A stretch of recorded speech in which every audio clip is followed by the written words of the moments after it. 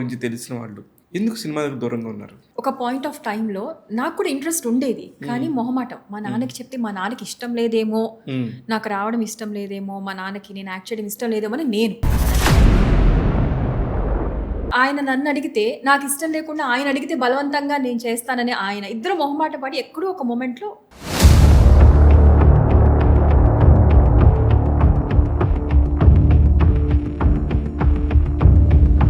మొన్ననే బ్యాండ్ మేళం అనే సినిమాలో హీరోయిన్ మదర్ క్యారెక్టర్ లో మీరు చాలా బాగా చేశారు. స్క్రీన్ ప్రెజెంట్ సాయి కుమార్ గారి పక్కన కదా, అంత పెద్ద నటుడు పక్కన కూడా మీరు కనబడుతున్నారు అంటే. ఇది సాయి కుమార్ గారితో సెకండ్ మూవీ. నువ్వు అసలు ఎక్కడి నుంచి వచ్చి సడన్ గా ఈ అమ్మాయికి తగిలేవు?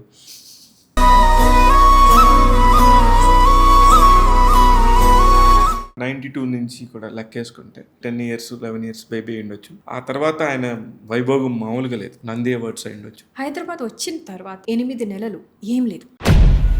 8 నెలలు ఒక కాల్ కానీ ఒక అవకాశం కానీ ఏమీ రాలేదు. తినడానికి కూడా కష్టమైపోయింది. వెనక్కి వెళ్ళలేము, పిల్లల్ని అనాథల్ని చేయలేము, తీసుకెళ్ళి పిల్లల్ని తినిపించి మనకి ఆ స్టేజ్కి వెళ్ళాం. అమ్మో బాబోయ్, పాయిజన్ ఎవరికి తెలియదు. 60% లివర్ డొనేట్ చేశారు అనేది ఎలాగా? Around 60% of the liver we have to cut.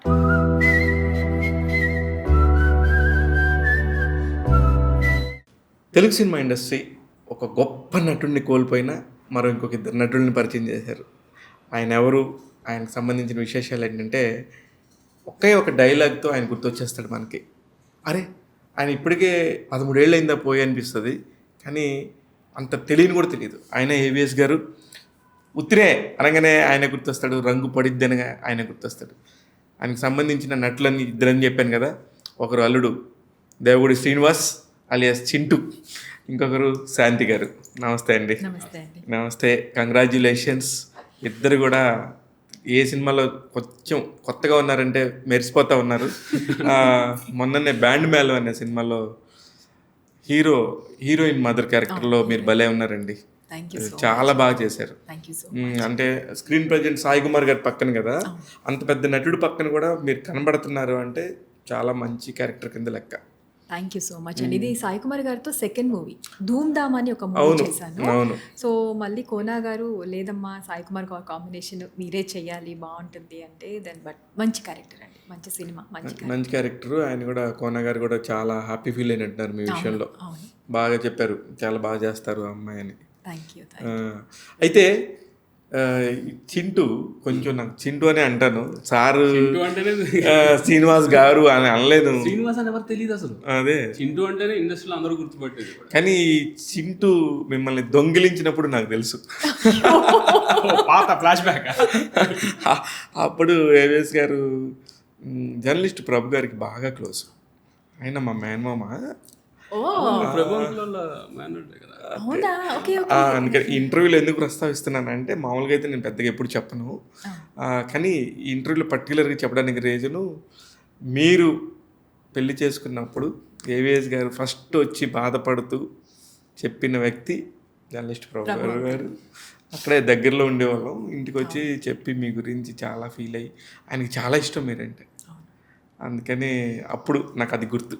నేను అప్పటికి హైదరాబాద్ వచ్చి అప్పుడప్పుడే ఒక 1 year 2 years అవుతుంది.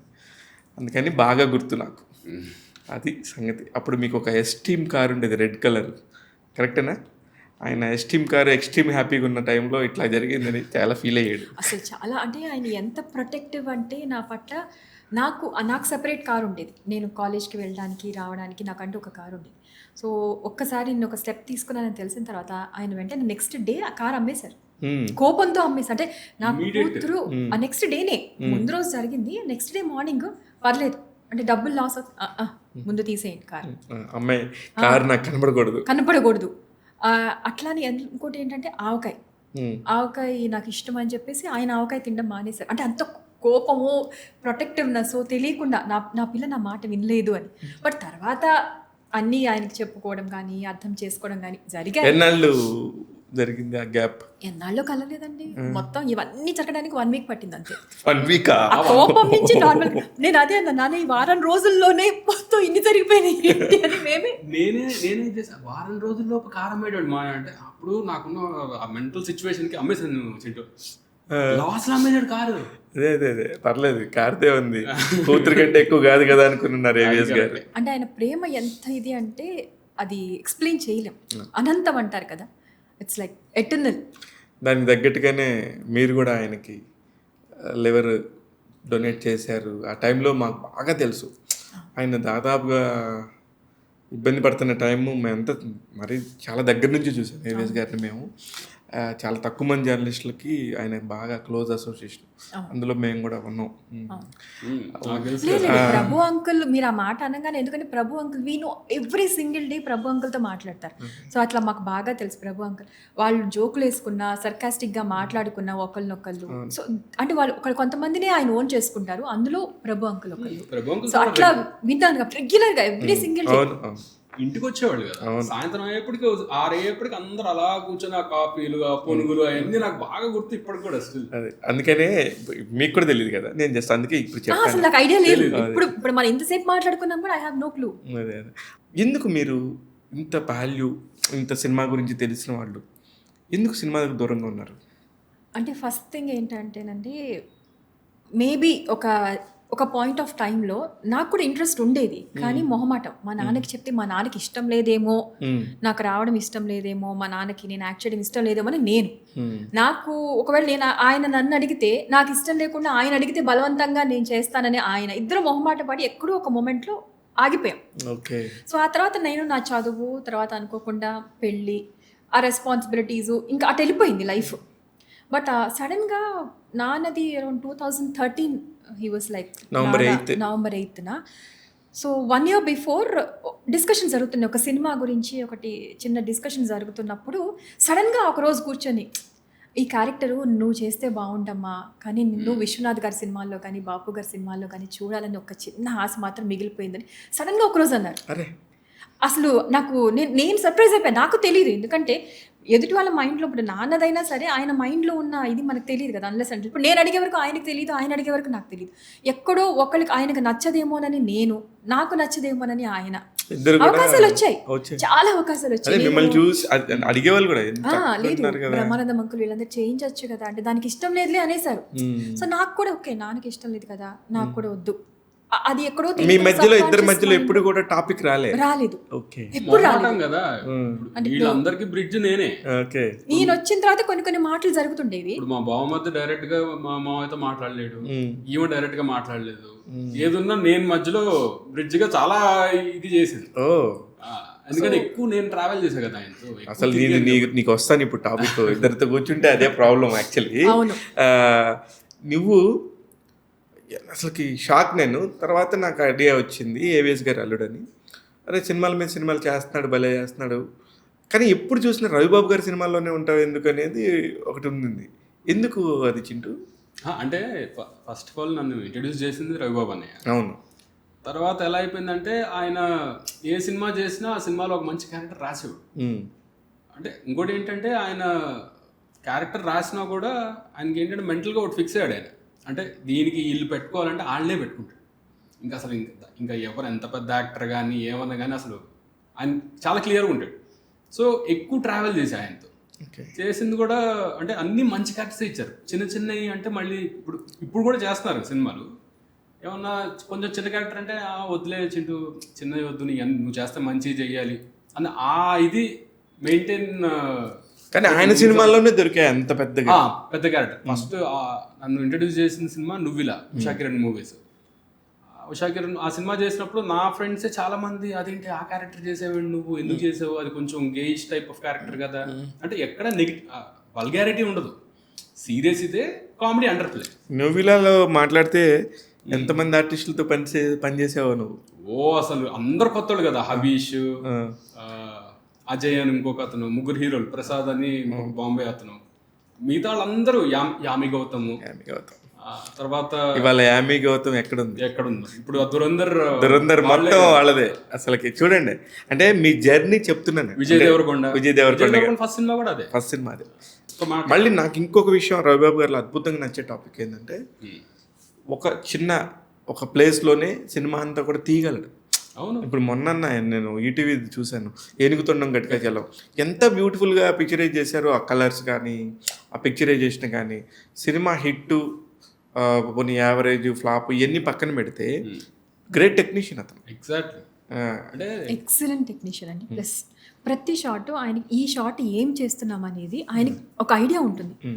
ఎక్కడ కెమెరా పెడితే ఎంత షాట్ కవర్ అవుతుంది ఏంటి, మేము అందరం షాక్ అయి చూస్తూ ఉండేవాళ్ళం. నేను అసలు నెగటివ్ అంటే సార్ నేను నెగటివ్ క్యారెక్టర్ ఏంటి, అందులో నాది కొంచెం గ్రే షేడ్, కంప్లీట్ నెగటివ్ అని కాదు, ఇట్స్ అ గ్రే షేడ్. బాగుంటుంది మీ క్యారెక్టర్ అంటే సార్ మరి నన్ను అందరు పాజిటివ్ లుక్ అంటే ఆగు అని ఒక కళ్ళజోడు పెట్టారు, ఇప్పుడు లుక్ వస్తుంది నువ్వు పర్ఫార్మెన్స్లో చూపించు అన్నారు. ఇదే చెప్పారు ఆయన. ఒక 2 days, ఎందుకంటే అందరు చెప్తారండి రవిబాబు గారు కోపం అరుస్తారు, మనం బాగా చేస్తే ఆయనంత మెచ్చుకునే వాళ్ళు కూడా ఇంకొకళ్ళు ఉంటారు. ఆయన కావాల్సిన కంటెంట్ ఇచ్చేయాలి ఫస్ట్, అంతే. ఇచ్చేస్తే ఏమి ఇది ఉండదు. లేకపోతే మరి వచ్చే వరకు ఆయన కూడా ఒప్పుకోడు కదా, ఆయన కూడా మొండోడు ఒప్పుకోడు. ఆ సినిమా కూడా ఫస్ట్ హాఫ్ దాకా చూస్తున్నప్పుడు టక్మన్ వచ్చేసాడు మళ్ళీ మనోడు, ఆయనతో పాటు కాంబినేషన్ మళ్ళీ వాళ్ళిద్దరు కాంబినేషన్ మళ్ళీ అది కూడా ఏంటి చాలా రోజుల తర్వాత. ఎందుకంటే మధ్యలో నేను హెయిర్ తో చేశాను సినిమాలో, ఒక కోవిడ్ తర్వాత ఒక 4-5 years హెయిర్ తో చేశాను. ప్లస్ నేను అప్పుడు బాగా బాగా బల్కీ అయ్యాను. ఆయనకి ఏంటి ఈ లుక్కే ఇష్టం ఆయనకి. మధ్యలో 1-2 సార్లు పిలిచినా కూడా నాకు హెయిర్ ఇది ఉంది కదా అంటే మళ్ళీ పాపం ఇంకెవరినో పెట్టుకొని ఇచ్చేసారు. శాంతి చేస్తున్నప్పుడు కరెక్ట్గా చెప్పిందంట, తెలుసా మీ వాడు హెయిర్ తీసాడు మళ్ళీ అంటే, అవునా 2వ రోజు ఫోన్ వచ్చింది నాకు. వెంటనే 30 days, ఆల్మోస్ట్ 30 days ఒకే ఇల్లు సెట్, ఒకే ఇంట్లో చేసాం. ఆ సినిమా మొత్తం మేము ఒకే ఇంట్లో చేసాం. సూపర్. అసలు వేరే చిన్న లొకేషన్ ఏంటంటే అక్కడే అదే లొకేషన్, మళ్ళీ లొకేషన్ రోడ్డు మీద కూడా అక్కడక్కడే తిరుగుతున్నారు, అక్కడక్కడే ఉన్నాం మేము. అసలు అది ఆ ఇల్లు మొత్తం ఆ ఇల్లు సెట్. ఇప్పుడేంటి అవును సినిమా కూడా అదే చేశారు, ఒకే ఇంట్లో చేసాం మొత్తం. అవునేంటి అమరావతి ఏంటి, ప్రొడ్యూసర్ కి పండగ రవిబాబు గారి సినిమా అయితే. క్లారిటీగా ఉండడం, ఆయన బడ్జెట్ ఎంత, ఆ బడ్జెట్ లో తీసేస్తాడు, ఇంకా తక్కువలోనే తీస్తాడు ఆ బడ్జెట్. ప్లస్ క్లారిటీ, ఆయన సీన్, ఆయన రైటింగ్, కథలు కూడా చాలా సింపుల్ గా బాగుంటాయి. నాకు అండ్ ఇంకోటి ఆర్టిస్ట్ కి సంతోషం అండి, 9కి షార్ట్ పడిందా 5:30కి కంప్లీట్ ప్యాకప్, ఎక్స్ట్రా టైమింగ్లు ఏముండదు ఆయన దగ్గర. 1కి బ్రేక్, ఆయన టైం కూడా చూసుకోరు, 1కి లంచ్ బ్రేక్, మళ్ళీ 2కి షార్ట్. నేను 30 రోజులు చేశాను, 30 రోజుల్లో తొందరగా అయిపోతే నాకు 9 o'clockకి షార్ట్ అయ్యి 11 o'clock అయిపోయింది. కొంతమంది అయితే ఉంచండి రా బాబు ఏమన్నా అవసరం వస్తుందని ఉంచుతారు కదా, 11కి అయిపోయింది నువ్వు ఇంటికి వెళ్ళిపోన్నారు. నేను షాక్ అయి చూస్తుండే ఇంటికి వెళ్ళాలి లేదా, ఎందుకు ఇక్కడ కూర్చుంటావా, లేదు సార్ వెళ్ళిపోతాను. నాకు చాలా జరిగింది. నేను చెప్తే అట్లా 6 వరకు ఉంచుతారు కదా అందరూ అంటే, కాదు ఆయన ఇప్పుడు 9 ఎందుకు, నేను అట్లా అంటే 10కి ఇంటికి వెళ్ళిపోయిన రోజులు ఎన్నో రోజులు ఉన్నాయి. సూపర్. ఆయన అసలు ఇమీడియట్ అయిపోయిన చింటూ వెళ్ళిపో అంటాడు అంతే. ఆ క్యారెక్టర్ ఆర్టిస్ట్తో ఇదైపోతే నువ్వు అసలు ఎక్కడి నుంచి వచ్చి సడన్ గా ఈ అమ్మాయికి తగిలేవు? ఎక్కడి నుంచి ఏంటి, మా ఇద్దరం చిన్నప్పటి నుంచి ఫ్రెండ్స్ కదా, ఇద్దరు ఎదురెదురు ఇల్లు అమ్మాయి. సో మా చెల్లి వీళ్ళ తమ్ముడు ఇద్దరు ఫ్రెండ్స్. ఓకే. సో మా చెల్లికిను వీళ్ళ తమ్ముడికి మ్యాథ్స్ చెప్పేది, మ్యాథ్స్ లో వెరీ బ్రిలియంట్. సో ఎదురెదురు ఇల్లు కాబట్టి వాళ్ళు మన ఇంటికి రావడం, మనం వాళ్ళ ఇంటికి వెళ్ళడం, అట్లా అట్లా అట్లా అట్లా అసలు ఫస్ట్ పడేది కాదు ఇద్దరికి. నేను వచ్చి బాల్కనీలో కూర్చుంటాం మా ఇంట్లో, నేను బాల్కనీ నుంచే వెళ్ళాలి బయటికి. ఏమో వెళ్ళే వరకు అసలు ఫేస్ కూడా చూడకూడదని 1.5 hour బెడ్రూమ్ లో కూర్చున్న రోజులు ఉన్నాయి. అవునా? బయటికి వెళ్తే అబ్బా ఇప్పుడు ఈ అమ్మాయి మొహం చూడాలి, ఎందుకు వచ్చింది గొడవ అని చెప్పి లోపల 1.5 hour కూర్చొని వెళ్ళిన తర్వాత వెళ్ళే బయటికి. ఎందుకు అంటే ఆ ఏజ్ లో కోపం. నేనేమో మా తమ్ముడు నువ్వు అతనితో స్నేహం చేసేసి పాడైపోతావు, అస్సలు అతనితో ఫ్రెండ్షిప్ చేయడానికి లేదు అని నేను అప్పటికే మనోడు అప్పటి నుంచే కార్లు hifi life 36 rupees 34 rupees incoming call ఉండేది 1 rupee. ఆ రోజుల్లో నేను సెల్ ఫోన్ వాడేవాడిని ఆ ఏజ్ కి. మరి ఎలా ఉండదు చూసిన వాళ్ళకి, అంతే కదా. కొంచెం ఆ హైఫై లైఫ్ అనగానే నువ్వు పాడైపోతావు, నీకు ఖర్చు పెరిగిపోతా ఉంటది. నేను కొంచెం ఏంటంటే నేను వెరీ కన్జర్వేటివ్ ఇదిలో పెరిగిందని, నాన్న ఇదిలో నాకు ఐమ్ వెరీ కన్జర్వేటివ్. నేను కానీ నా ఉండే పద్ధతులు, నేనేదో కొంచెం ఆ గిరి గీసుకొని అందులోనే ఉండేదాన్ని అనమాట. నాకు బయట ప్రపంచం మొన్నటి వరకు నాకు బయట ప్రపంచం తెలియదు, నేనేంటో నా పని ఏంటో నా ఇల్లు నా ఇది నాకు అట్లా. సో ఆ టైంలో వద్దొద్దు సడన్గా అది అనుకోకుండా అదే చెప్తున్నాను కదా, బళ్ళు ఏదో చెప్తారని. అది వీళ్ళు సమ్మర్ హాలిడేస్ బాగా గుర్తున్నాను. నీకు గుర్తుంటుంది చెప్పు. వీళ్ళ వీళ్ళ మమ్మీ నాకు బాగా క్లోజ్. ఓకే. మా మామగారు అసలు అంత పరిచయం అంటే దూరం చూసేవాడు అంత. అదే ఆయన అప్పుడు అంతట్లో ఖాళీ ఉండే టైం కాదు అది. అసలు ఇంట్లోనే రోజుకి 2-3 ఎపిసోడ్లు చేసిన కాల్ షీట్స్ చేసిన ఇది ఉంది. సో వీళ్ళ మమ్మీ నాకు బాగా క్లోజ్. వీళ్ళందరూ కలిసి ఒకసారి చీరాల వీళ్ళ మమ్మీ వాళ్ళ బ్రదర్ ఉంటారు, అక్కడికి హాలిడేకి వెళ్ళారు. అక్కడంతా ఓడరేవు బీచ్ అన్నీ ఉంటాయి అని చెప్పి వీళ్ళ తమ్ముడు అన్నాడు నువ్వు కూడా రా వెళ్దాం అన్నాడు. వద్దు అన్న. వీళ్ళ మమ్మీ అన్నారు రా నీకు హాలిడే అయితే రావచ్చు కదా, 2-3 రోజులు ఉండి వెళ్ళు అని. అంతే, ఆ వెళ్ళిన దగ్గర స్టార్ట్ అయింది స్టోరీ. బీచ్ లో స్టార్ట్ అయింది. బీచ్ కలిపింది మిమ్మల్ని. బీచ్ ఒడ్డు టెంపుల్ కూడా కలిపింది.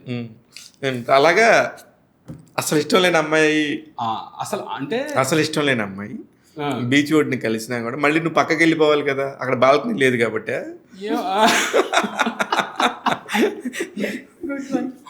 కాదు, బాల్కనీ లేదు కాబట్టి కలిసే ఉన్నాము. ఆల్మోస్ట్ 1 వీక్ ఏమో కలిసే ఉన్నాం. నాన్న షూట్కి ఎక్కడికో ఊరు వెళ్ళారని చెప్పి ఇంకా మాకు హాలిడేస్ ఉన్నాయని అమ్మ తీసుకొచ్చింది. మామూలుగా అయితే అసలు నేను వదిలి రాను, సమ్మర్ హాలిడేస్ లేవు, ఏ హాలిడేస్ లేవు మరి నాకైతే. సో వచ్చిన దగ్గర నుంచి నార్మల్గా మాట్లాడడం కానీ కలిసే జర్నీ చేయడము. సడన్గా ఐ ఫెల్ట్ లైక్ నేను ముందు మేము వచ్చేస్తుంటే వీళ్ళు ఆగారు ఎందుకు. అసలు నేను అక్కడ బాగా బలపడింది. మాట్లాడుతూ ఉండేవాడు, ఏడిపిస్తుండేవాడు. So he used to tease me a lot అన్నమాట. ప్రతిదానికి వచ్చేసేసి నన్ను ఏడిపించటము, ప్రతిదానికి ఏడిపించాడు. ఏదో ఒక మాట అంటుండేవాడు, అంటే జోక్ గాని కామెడీగా. తినే విషయం కానీ లేకపోతే ఇంకా బయటకు వెళ్తున్నప్పుడు కానీ లేదా డ్రెస్ విషయంలో కానీ ఏదో ఒక సెటైర్ వేసేవాడు కావాలని. అటు ఇటు వెళ్తానో ఒకే ఇంట్లో ఉన్నాం కదా, మా మామయ్య వాళ్ళ ఇంట్లోనే ఉన్నాం. అందరికంటే ముందు మా మామయ్య గమనించాడు వీళ్ళిద్దరి మధ్య ఏదో ఉందని. మాకు కూడా తెలియదు అప్పటికి ఏంటి వాళ్ళిద్దరు ఏదో తేడా కొడతారు. చాలా బెస్ట్ ఫ్రెండ్స్, చాలా మంచోడు, మంచోళ్ళే ఇలా చేసేది, మంచోళ్ళే ముంచుతాడని. సో అట్లా వెన్ వి కమింగ్ బ్యాక్ నాకు ఎందుకో తెలియదు, నేను ఏడ్చేసా. మా తమ్ముడు అనుకున్నాడు పాపం మా అక్క నన్ను వదిలిపెట్టి వెళ్ళలేక ఏడుస్తుంది. పెళ్ళైన తర్వాత కూడా వాళ్ళ తమ్ముడు ఇట్లా బావా ఆ రోజు అంటే ఏదో అనుకున్నాను, ఏడ్చింది నీ కోసమా నా కోసం అనుకుని నేను ఫీల్ అయిపోయి కూర్చొని మా అక్క నా కోసం ఇంత ఎర్రి పుల్క నీకు మ్యాటర్ అర్థం కావట్లేదురా అని చెప్పి నేను మనసులో అనుకోని అట్లా అప్పుడు సెట్ అయిపోయింది. అక్కడ స్టార్ట్ అయింది. కానీ అప్పుడు మీకు అర్థమైపోయింది మీరు ఏడ్చేదాకా వచ్చారంటే. నాకు సమ్హౌ లైక్ హిమ్ అనేది నాకు అర్థమైంది. బట్ ఎక్కడో మనకి వెనకాడుతుంటాం కదా మనం. నాకున్న మెంటాలిటీ నా మెంటాలిటీకి లేదు, మళ్ళీ అమ్మో ఎందుకన్నా మంచిది. ఆ తర్వాత వీళ్ళు 1 వీక్ రాలేదు. I was waiting for them to come back. ఎప్పుడు వస్తారు ఎప్పుడు ఎవరు పెళ్లి కొట్టినా సరే వచ్చేసారేమో అన్నాయి. అది 1 వీక్ ఇట్ వాజ్ లైక్ సినిమాల్లో చూపిస్తామంటే లవ్ సీన్లు ఏమో అనుకున్నాను. నేను అప్పుడు అది అనుకున్నా, సినిమాలు ఇలానే ఉంటుందా. కానీ అతనిలో నచ్చడానికి ఏదో క్వాలిటీ ఉండాలి కదా ఒక అమ్మాయిగా. ఈజ్ వెరీ సెన్సిబుల్ అండి, సెన్సిటివ్, చాలా సెన్సిటివ్.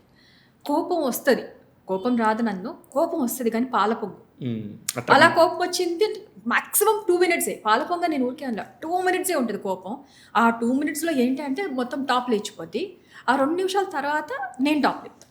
ఓకే, తర్వాత అందరూ 2 నిమిషాలే, ఆ తర్వాత మ్యాటర్ అంతా అసలు నేనంటే ఏం మాట్లాడను. 2 minutes వరకు అయిపోయింది కదా, ఇప్పుడు నేను చూపిస్తా. అలా ఉంటుంది మా ఇద్దరి మధ్య. అలాగే ఇలా ఎన్ని వందల సార్లు జరిగింది అసలు లెక్కే లేదు. 100 లక్షల సార్లు జరిగింది. ఓ అమ్మో, నిజంగానే అమ్మో. అప్పుడైతే కష్టమే. బట్ నా కోపం వచ్చినప్పుడు కూడా ఇంట్లో ఏంటంటే నా కోపం వచ్చినప్పుడు కూడా అలానే తను కూడా కామెంట్. ఇద్దరు ఆ మ్యూచువల్ ఇది. నేను పిల్లల్ని అరుస్తున్నా. అయితే తెలియగలడే, చాలా మేధావి. అసలు కొన్ని వాటిలో మాటే మాట్లాడండి. ఓకే, నాకు తెలుసు కదా ఇవాళ పడే బాంబే ఏంటో ముందే క్లారిటీ ఉంటుంది. ఎవరికేం కావాలో అది ఇచ్చేస్తా ఫస్ట్. తనకేం కావాలో తనకి ఇచ్చేస్తా, నా కూతురికి ఏం కావాలో నా కూతురికి ఇచ్చేస్తా. అప్పుడు మనం ఫ్రెష్గా మనం హ్యాపీగా బయటకు వెళ్ళి మన పని మనం చేసుకోవచ్చు, మన షూటింగ్లు మనం చేసుకోవచ్చు, మన జిమ్లు మనం చేసుకోవచ్చు. లేదు ఇంట్లో ఏమైనా చిన్న ప్రాబ్లం ఉందనుకో అది బుర్రలో ఉంటుంది, మనం బయటకు వెళ్ళి ఏమీ చేయలేము, ఎవరితో ఫ్రీగా ఉండలేము. ప్లస్ నా దగ్గర ఉన్న ప్రాబ్లం ఏంటంటే చిన్న ఇదేమైనా వచ్చినా కూడా నేను అది పెట్టుకొని ఉండలేను, అది వచ్చేయాలి బయటికి. ఒకవేళ బయట ఉన్నప్పుడు కూడా ఏమైనా తెలిస్తే ఫోన్ చేసి మరీ అడిగదు. అప్పటికప్పుడు ఫోన్లో క్లియర్ అయిపోయిన తర్వాత అమ్మయ్య అని నా పని నేను హ్యాపీగా. తను కూడా అంతే, తను కూడా ఏమన్నా ఫోన్ చేసి అడుగుద్ది ఇలా ఉంది ఏంటిది. కొంచెం వెనక్కి వెళ్దాం. 92లో మొదటి సినిమా చేశారు ఏవిఎస్ గారు, శ్రీనాథ్ కవి సార్వభౌముడు. ఆయన ఫస్ట్ కెమెరా ఫేస్ చేసింది ఎన్టీ రామారావు గారితో చేశారు. ఆయన జర్నలిస్ట్, ఆయన మంచి జర్నలిస్ట్, మంచి వక్త, ఏ టాపిక్ తీసుకున్న అద్భుతంగా మాట్లాడేవారు. ఆయనకి ఆ సందర్భానికి సంబంధించిన అనుభూతులు మీకేమన్నా గుర్తున్నాయా? అంటే ఆయన అంటే అప్పుడు మీరు ఎంత వయసు ఉన్నారు? ఎన్టీఆర్కి పిచ్చ ఫ్యాన్ నేను. I was in to my 5th class, చిన్నదాన్ని, చాలా చిన్నదాన్ని. మేము విజయవాడలో ఉండేవాళ్ళం. ఆయనకి ఫస్ట్ ఆఫర్ వచ్చినప్పుడు మేము విజయవాడలో ఉండేవాళ్ళం. ఫస్ట్ ఇంతకు ముందు, దానికంటే ముందు ఆయన నవ్వితే నవ్వండి అని బాపు గారిది చేశారు. అండ్ ప్లస్ ఇంకోటి రేడియో ప్రోగ్రామ్స్ చేసేవారు. అలా బాపు గారు రమణ గారి అటెన్షన్, ఆయన he could get their attention. So అప్పుడు బాపు గారు రమణ గారు ఇది ఒకటి చేద్దు కానీ క్యామియో అన్నట్టుగా దే సెడ్. ఒకటే చిన్న సీనే ఉంటుంది, కొంచెం సర్కాస్టిక్గా ఉండే కవి రోల్. అంటే ఫస్ట్ ఆయన ఒకప్పుడు సినిమా ఎన్టీఆర్ గారి సినిమాలకు వెళ్ళి ఆ రష్లో ఆ పోలీసులతో లాఠీ దెబ్బ తిన్న ఆయన he used to tell me, ఒకప్పుడు పోలీసులతో లాఠీ దెబ్బ కూడా మేము తిన్నామే, అలాంటిది ఆయన పక్కన కూర్చుని అంటే నాకు అసలు ఆల్మోస్ట్ లైక్ గూస్ బంప్స్. అంటే అంతే కదా, ఇట్స్ లైఫ్ టైమ్, ఇది life time achievement.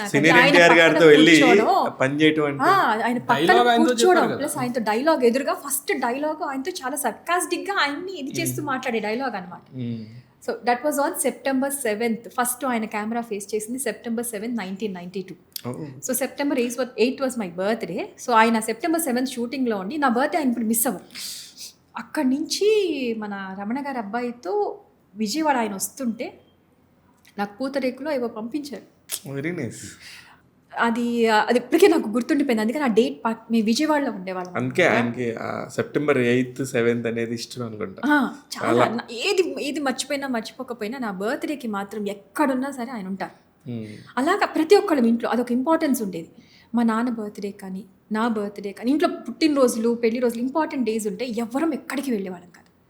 New year నాన్నది వాళ్ళ పెళ్లి రోజు 31st, మా తమ్ముడి బర్త్డే కూడా December 31st, వాళ్ళిద్దరిది ఒకే రోజు. జనవరి 1st new year, January 2nd నాన్న బర్త్డే.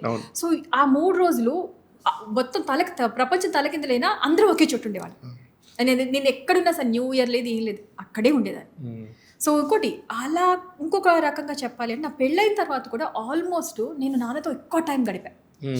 అక్కడ నేను ఆయన్ని మిస్ అవ్వనివ్వాల. ఆ విషయంలో నేను I have to thank him. నన్ను ఎప్పుడు ఇట్లానే ఉండాలి, నువ్వు మాట్లాడితే మీ పుట్టింటికి వెళ్తున్నావు ఏంటి, ఇట్లాంటివి లేదు. ఎందుకంటే మీ మోర్ లైక్ ఫ్రెండ్స్. ఇప్పటికి కూడా మేము ఇద్దరం అలానే ఉంటాం. చింటూతో ఒకసారి ఎవరికైనా పరిచయం అయితే నాకు తెలిసి ఆయనతో ఎవడన్నా గొడవపడి ఆయనతో ఎవరిని వెళ్ళిపోతారో నాకైతే తెలియదు. నాకు Day 1 పరిచయం నుంచి ఈ రోజు వరకు అదే పిలుపు, అదే ప్రేమ చింటూతో. నాకైనా అంతే, చింటూకైనా. నాకు ఆ విషయంలో చింటూ మీద చాలా ఇష్టం. అందుకే చెయ్యి, మంచి సినిమాలు చెయ్యి, బల్కీగా ఉన్నప్పుడు తిట్టేవాడిని ఏంటి అని. అంటే అంత చనువు ఉండేది, అంత మంచోడని తెలుసు నాకు. అందుకే మీ సమక్షంలో కూడా నేను కూడా ఒక మార్క్ ఇచ్చేస్తాను వాడికి. లేదు, నేను 100 మార్క్స్ ఎందుకు ఇస్తాను అంటే, తప్పులు జరుగుతాయి, తప్పులు జరిగాయని కూడా నాకు తెలుసు. కానీ దాన్ని సరిదిద్దుకునేవాడు కరెక్ట్ మనిషి. ఇప్పుడు నేను చెప్పిన 92 నుంచి కూడా లెక్కేసుకుంటే, అప్పుడు మీరు 10 years 11 years బేబీ ఉండొచ్చు. ఆ తర్వాత ఆయన వైభోగం మామూలుగా లేదు. నంది అవార్డ్స్ ఉండొచ్చు. ఒక అద్భుతమైన నటుడు. లేదండి, వెంటనే ఏం రాలేదు. మేమేం చేసామంటే, అది అయిపోగానే అందరూ లేదు సినిమాలు వచ్చేస్తాయి, మిస్టర్ పెళ్ళాం రిలీజ్కి హైదరాబాద్ మీరు వచ్చేసేయండి, మిస్టర్ పెళ్ళాం మంచి క్యారెక్టర్. వెంటనే మిస్టర్ పెళ్ళాం ఫుల్ లెంత్ క్యారెక్టర్ మీరు చూసారు కదా. So almost like second hero character లాగా అది సెకండ్ హీరో కాదు, అది one of the major role ఆయనకి. సో అది తెలియకుండానే చాలా ఒక మంచి పేరు తీసుకొచ్చి పెట్టేసింది. అది ఎక్కడికో తీసుకెళ్ళి కూర్చోబెట్టింది. సో ఇది నమ్ముకొని మేము ఏం చేస్తామని హైదరాబాద్ నాన్న షిఫ్ట్ అయిపోయారు. యూస్ టు వర్క్, మీకు తెలుసు కదా, ఆయన జర్నలిస్టు, ఆంధ్రజ్యోతిలో చేసేవారు. సో అందరినీ అడిగారు, మన రాధాకృష్ణ గారు వీళ్ళందరికీ తెలుసు. సో అక్కడ ఆయన రిజైన్ చేసి అప్పుడు రాధాకృష్ణ గారు వీళ్ళందరూ, మన ఆంధ్రజ్యోతి ఆయన ఎండి కానీ అందరూ, నువ్వు ఏ రోజు రావాలనుకుంటే యూ కెన్ కమ్ బ్యాక్ అని చెప్పారు. సరే సార్, నేను ఇట్లా అనుకుంటున్నాను, నాకు ఆయనకి చిన్నప్పటి నుంచి ఇంట్రెస్ట్. సో అట్లా వెళ్ళి ట్రై చేద్దాము, ఇప్పటికైనా నా అదృష్టాన్ని పరీక్షించుకుందాం అంటే సరే అన్న హైదరాబాద్ వచ్చాం. హైదరాబాద్ వచ్చిన తర్వాత మేము స్కూల్లో జాయిన్ అవ్వడం అని 8 నెలలు ఏం లేదు, ఏమీ లేదు, అసలు నథింగ్. ఎవరికి తెలియదు మాకు. 8 ఎవరికి తెలియదు. 8 నెలలు ఒక కాల్ కానీ, ఒక అవకాశం కానీ ఏమీ రాల. ఆల్మోస్ట్ లైక్ తినడానికి కూడా కష్టమైపోయింది. ఎందుకంటే అక్కడ వర్క్ చేసేవాళ్ళు జర్నలిస్ట్ గా, శాలరీ వచ్చేది యూస్ టు మెయింటైన్. మీకు అప్పట్లో ఎంత శాలరీ ఉండదు తెలుసు కదా, ఉన్న దాంట్లోనే. But people use to be self sufficient. ఉన్న దాంట్లో అమ్మ సర్దేది, ఫ్యామిలీ, మా చదువులు అది. ఇక్కడికి వస్తాం, హైదరాబాద్ రావాలి, విజయవాడ టు హైదరాబాద్ ఆ ట్రాన్సిషన్ ఉంటుంది కదా, లైఫ్ ట్రాన్సిషన్ ఉంటుంది, ఖర్చులు పెరిగిపోతాయి, తినడానికి లేదు. ఏదో అమ్మమ్మ వాళ్ళు అప్పుడు ఇప్పుడు పచ్చళ్ళు పట్టి పంపించేవాళ్ళు కదా, దాంట్లో కొన్నాళ్ళు మెయింటైన్ చేస్తాం. ఇంకా ఫైనల్గా అర్థమైపోయింది ఆయనకి, వెనక్కి వెళ్ళలేను, అవమానం పడలేను. వెనక్కి వెళ్తే అవమానం కదా, అవమానం పడలేను. జర్నలిస్ట్ ఫెటర్నిటీ అంటే మామూలుగా ఉండదు. అందరికీ నేను చెప్పుకొని నాకు వస్తాయి అని చెప్పి వచ్చేసాను. లేదు, మనం ఏం చేసుకొని పిల్లల్ని అనాథల్ని చేయలేం. వి ఆల్మోస్ట్ లైక్ ఫ్యామిలీ మొత్తం లేదు, ఇంకా అప్పటికి ఇంకా గడవట్లా. నెక్స్ట్ డే ఏంటో కూడా మాకు తెలియదు. అంటే ఆయనకి మేము చిన్నవాళ్ళం, మాకు అసలు ఏమీ తెలియదు. తీసుకెళ్ళి పిల్లలకి తినిపించి మనం తినేద్దాం, ఆ స్టేజ్కి వెళ్ళాం. అంత జరిగింది, అంత స్టేజ్కి వెళ్ళాం. ఎవ్వరికీ తెలియదు ఇది. ఇప్పుడే మీ దాంట్లో ఫస్ట్ టైం నేను చెప్తాను. No one knows this. అయ్యో, నాకు తెలిసి ప్రభు అంకుల్ కూడా తెలిసి ఉండొచ్చు. ఇది అంత దూరం వెళ్తే ఆల్మోస్ట్ లైక్ ఇంకొక కాసేపట్లో ఇది జరుగుతుంది అనగా సమ్మన్ కేమ్ హోమ్, బెల్ కొట్టి ఇంటికి వచ్చి, సార్ ఇట్లా కృష్ణారెడ్డి గారు వాళ్ళు సినిమా అవకాశం వచ్చింది. సూపర్ అంటే నాన్న నేను చెప్తున్నారండి. హీ వాజ్ లైక్ షాక్లోనే ఉన్నారు. ఏం చెప్తున్నారండి అని. అంటే ఇంకొక గంటలో మేము చేసుకోవాల్సింది, ఇంటికి వచ్చి మనిషి తలుపు కొట్టి అడ్వాన్స్ ఇచ్చారు. కృష్ణారెడ్డి గారి సినిమానో సంథింగ్ ఇట్లానే మెయిన్. ఎందుకంటే ఆయనకి లైఫ్ ఇచ్చిన వాళ్ళలో బాపు గారు ఆయనకి జన్మనిస్తే వీళ్ళందరూ ఆయన పెంచి పోషించారు. కృష్ణారెడ్డి గారు, రామానాయుడు గారు, అందరూ గారు, అంటే నో వన్, అంటే మేబీ పేర్లు ఇప్పుడు పొరపాటున రాకపోవచ్చు కానీ ప్రతి ఒక్కళ్ళు ఆయన ఎదుగుదలలో ప్రతి ఒక్క డైరెక్టర్, ప్రతి ఒక్క ప్రొడ్యూసర్ హస్తం ఉంది. ఆయన ఎప్పుడు చెప్తారు వీళ్ళందరూ ప్రతి ఒక్కళ్ళు. దివాకర్ బాబు గారు నాన్న కోసం రాసేవారు. ఇప్పటికీ శుభలగ్నం కానీ, శుభలగ్నం కానీ, రంగు పడుద్ది, ఇవన్నీ ఆయన పుట్టించింది. ఘటోత్కచుడు, రంగు పడుద్ది కానీ ఇవన్నీ ఆయన పుట్టించినవి. సో అది ప్రతిదీ ఒక్కొక్కటి. అది అయిపోగానే వెంటనే నెక్స్ట్ డే నా కోసం వచ్చి పాప యాక్ట్ చేస్తుందని, అసలు నేను ఎక్కడ చూసారో ఏమిటో నాకు తెలియదు. అప్పుడు నేను రాఘవేంద్ర గారి దీంట్లో సినిమాలో ముద్దుల ప్రియుడు అని చైల్డ్ ఆర్టిస్ట్గా చేశాను. రాజశేఖర్ గారి సినిమాలో మంచి క్యారెక్టర్, వెంకటేష్ గారు ముద్దుల ప్రియుడు, అల్లరి ప్రియుడు. ముద్దుల ప్రియుడులో రమ్యకృష్ణ గారి sister. I was child artist Ramyakrishna గారి తర్వాత. హైట్ ఉండేదాన్ని కదా, సో నెక్స్ట్ డే ఉండేదాన్ని అనమాట ఏజ్లో. అది నెక్స్ట్ వెంటనే అనుకోకుండా అది అడ్వాన్స్ వచ్చింది. సూపర్. అసలుకి ఐ ఆమ్ లైక్ ఓకే, దేవుడు రాశాడు అంతే, రాసి పెట్టాడు. ఎటో వెళ్ళిపోవాల్సింది లైఫ్, మన లైఫ్ ఉందిరా బాబు, ఆ రోజు ఆఖరి రోజు కాదు, ఇంకా చాలా ఉంది, ఇప్పుడే ఎలా అని చెప్పేసేసాను. So that was the turning point. అక్కడి నుంచి మళ్ళీ వెనక్కి తిరిగి చూస్తాను అంతే. ఆ తర్వాత నాకు అది ఇంకా తర్వాత ఎన్ని సినిమాలండి, అద్భుతాలు కదా. ఎస్వి కృష్ణారెడ్డి గారి సినిమాల్లో ఖచ్చితంగా బ్రహ్మానందం గారు, ఏవిఎస్ గారు, అలీ గారు, బాబు మోహన్ గారు కంపల్సరీ ఉండేవారు, కోట శ్రీనివాసరావు గారు. కానీ వీళ్ళ కాంబినేషన్ ఆఫ్ అసలు అద్భుతమైనట్లు కదా, ఎక్స్ట్రాడినరీ. ప్లస్ వీళ్ళ హోంవర్క్ కూడా అలానే ఉండేది. హోంవర్క్ చేసుకునే వాళ్ళు, నాన్న రాసుకునే వాళ్ళు మేనరిజమ్స్, ఇందులో ఈ మేనరిజం పెట్టాలి, ఇలా చేయాలి, ఇలా చేయాలి. ఎన్ని మేనరిజమ్స్ బాగా ఏం చేసేవాళ్ళు అంటే, ఇప్పుడు నేను ఎక్కువ ఇది చేసాను కదా, నేను అబ్జర్వ్ చేసేవాడిని. ఇప్పుడు ఎవరైనా ఎదురు మనిషి ఏమన్నా మాట్లాడినా కొంచెం టిపికల్గా ఏమైనా ఇది ఉన్నా అది గుర్తుపెట్టుకొని ఏదో సినిమాలు ఇప్పుడు అతుత్తి అవన్నీ కూడా ఈయన ఎక్కడో తెచ్చుకోవడం. ఈయన జర్నలిస్ట్ గా ఉన్నప్పుడు, జర్నలిస్టా లేకపోతే ప్రెస్ ఇది ఉన్నప్పుడు జర్నలిస్ట్ కానీ అప్పుడు చూసి ఏంటి ఇలా మాట్లాడుతున్నాడు, ఇది ఎక్కడైనా మనం టిపికల్ గా ఆర్టిస్ట్ కూడా అవ్వలేదు అప్పటికే, మిమిక్రీ అవి చేసేవాళ్ళు, స్టేజ్ షోస్, అది దీంట్లో పెట్టుకున్నారు. డైరెక్టర్ గారిని అడిగితే ఓకే అన్నట్టుగా దాని ప్రకారం రాశారు. అసలు అదవుతుంది అబ్బా దబ్బా జబ్బా, అబ్బా దబ్బా జబ్బా అంటే ఆ రోజుల్లో కామెడీ కూడా స్వచ్ఛంగా ఉండేది, చాలా హాయిగా ఎంజాయ్ చేసేవాళ్ళు జనాలు. అంత మంచి బ్యూటిఫుల్ స్పీడ్లో ఉంది మనిషి. టక్ మన ప్రొడక్షన్లో దిగినప్పుడు మీ ఇంట్లో వాళ్ళు ఎవరైనా చెప్పలేదా? అంటే అమ్మగారికి అసలు వాయిసే ఉండేది కదా చెప్పేది, కానీ నాన్నకేంటంటే ఆయన కొన్ని డ్రీమ్స్ ఉండేవి. డైరెక్షన్ అనేది అంటే హీఈస్ మల్టీ టాలెంటెడ్, మీకు తెలుసు కదా. సో ఆయన ఇదిని ఆపలేకపోయాం. ఫస్ట్ ప్రొడక్షన్లో కూడా ఏంటంటే అది కంప్లీట్గా ఆయన ఒక్కళ్ళే దిగాలనుకోలేదు, వేరే ఇద్దరు పార్ట్నర్స్ అనుకున్నారు. లాస్ట్ మూమెంట్లో అనుకోని కారణాల వల్ల వాళ్ళిద్దరు డ్రాప్ అవ్వాల్సి వచ్చింది. So then he has to do it alone. చెప్పాను కదా, అక్కడ కూడా ఏంటంటే అభిమానం, ఎందుకు వెనక్కి వెళ్ళిపోవాలి, ఇంత జరిగింది నేను ఎందుకు వెనక్కి వెళ్ళిపోవాలి, ఒక్కటి లేకపోతే అంత సఫర్ అయ్యేవాళ్ళు కాదు. కరెక్ట్గా ఆ సినిమా స్టార్ట్ అయింది, సినిమా జరుగుతుంది, అనుకోకుండా ఆగస్ట్ 2003 ఆగస్ట్లో ఫస్ట్ టైం కొలాప్స్ అయ్యారు ఆయన.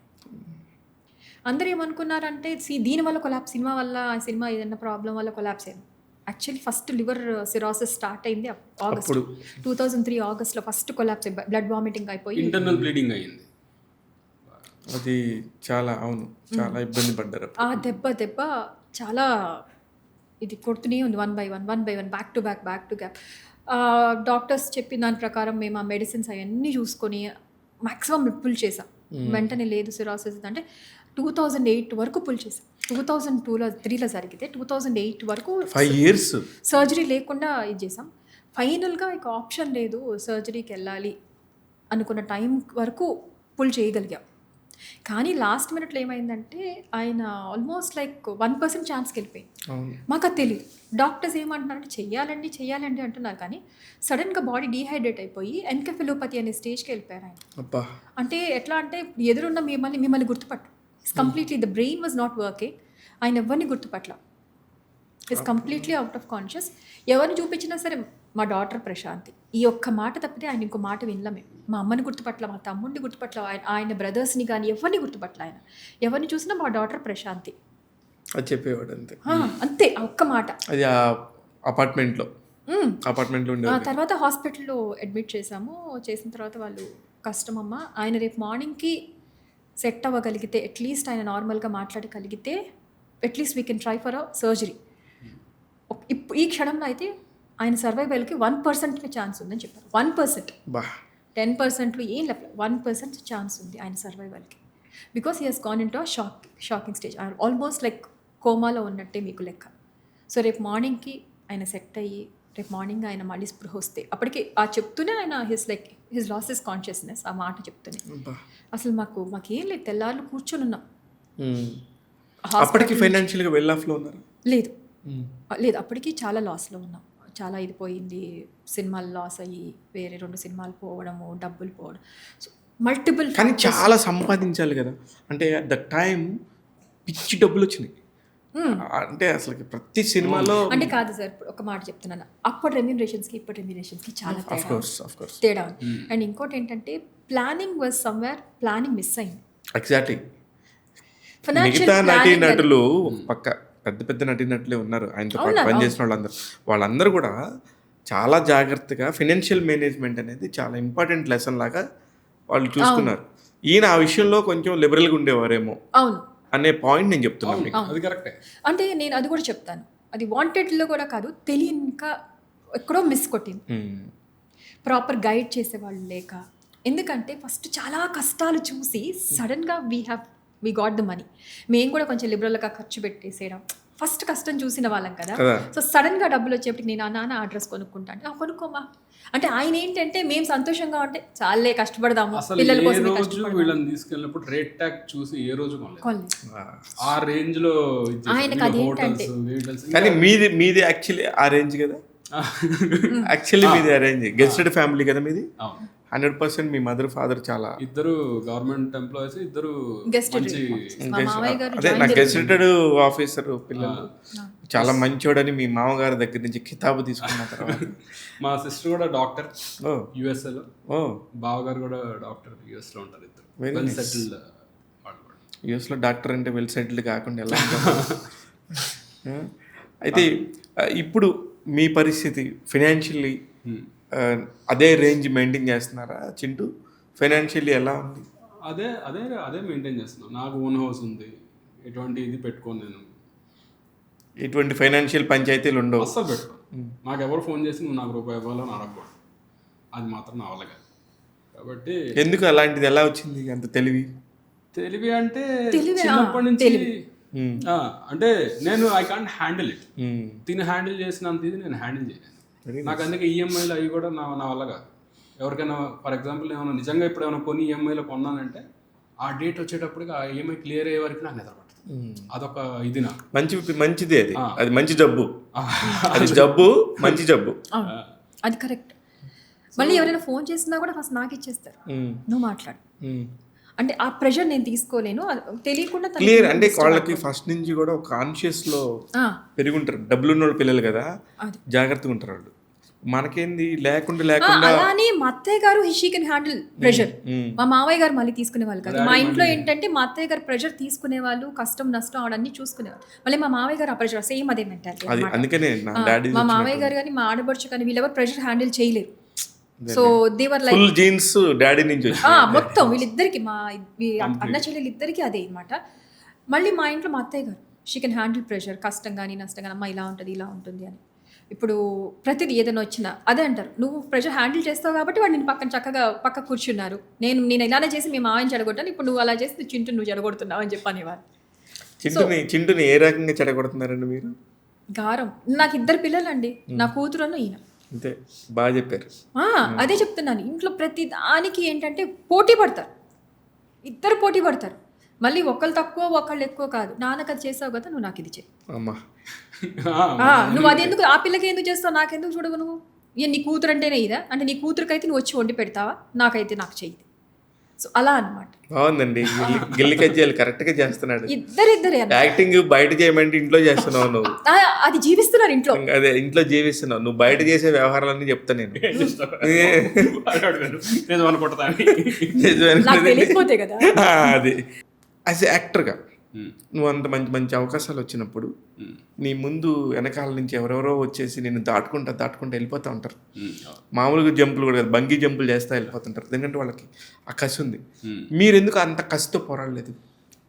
అంటే ముందు నుంచి నాకు ప్రశ్న కరెక్టేనంటావా? 100% కరెక్ట్. అది కరెక్ట్ క్వశ్చన్. అంటే నా ఇదేంటంటే వెళ్ళి అడగడం అనేది కొంచెం నాకు ఫస్ట్ నుంచి చిన్న ఇబ్బంది ఉండేది. నాకు వచ్చిన సినిమాలు నేను చేసేవాడిని. ప్లస్ అంటే కొంచెం ఈ సర్కిల్ ఇప్పుడు మామయ్యతో పాటు ఎక్కువ ఉండేవాడిని కాబట్టి ఆయన ఫ్రెండ్స్ వాళ్ళందరూ ఇప్పుడు కూడా నాతో చాలా ఇదిగా ఉంటారు. సో అట్లా వచ్చిన సినిమాలు అన్నీ చేశాను. అంటే ఇప్పుడు నేను ఫర్ ఎగ్జాంపుల్ నువ్వు సినిమా చేస్తున్నావు, వచ్చి సార్ నాకు మీ దాంట్లో వేషం అండి అని అడగలేను. ఓకే, నేను సినిమా చేస్తానని తెలిసినా కూడా అడగలేవు. అదే ప్రాబ్లం. ఓకే. సో తర్వాత నాకు కూడా చాలామంది చెప్పారు, ఇలా కాదు డెఫినెట్గా నువ్వు వెళ్ళి అడగాలి, అడగకపోతే ఎట్లా ఇదవుద్ది అంటే. తర్వాత నుంచి నేను అంటే ఇప్పుడు ఎవరైనా కలిసినప్పుడు డెఫినెట్గా మీ దాంట్లో అవకాశం ఉంది అని స్టార్ట్ చేశాను. చేసిన తర్వాత సినిమాలు స్టార్ట్ అయ్యి అప్పుడు అర్థమైంది, ఓహో మనం అలా గిరిగాలి కూర్చుంటే కాదు, మనం గ్యారంటీగా అప్రోచ్ అవ్వాలి, మనం ఎలా ఉన్నాం అని తెలియాలి, వాళ్ళకి మనం గుర్తుండాలి కదా క్యారెక్టర్ రాయాలంటే. అదే చెప్తున్నా, వాళ్ళకి వెళ్ళి కలిస్తేనే వాళ్ళతో ఎప్పుడైనా హాయ్ పెడుతుంటేనే ఓ మనోడు ఉన్నాడు కదా అని బ్రెయిన్లోకి వస్తుంది. అవును. ప్లస్ ఇంకోటి ఏంటంటే మధ్యలో కూడా నేను చాలా సంవత్సరాలు అంటే కోవిడ్ తర్వాత హెయిర్ ఇది పెట్టుకొని చేశాను, హెయిర్ సిస్టమ్తో కొన్ని రోజులు ఒక 3-4 years చేశాను. అప్పుడు చాలా సినిమాలు పోయింది.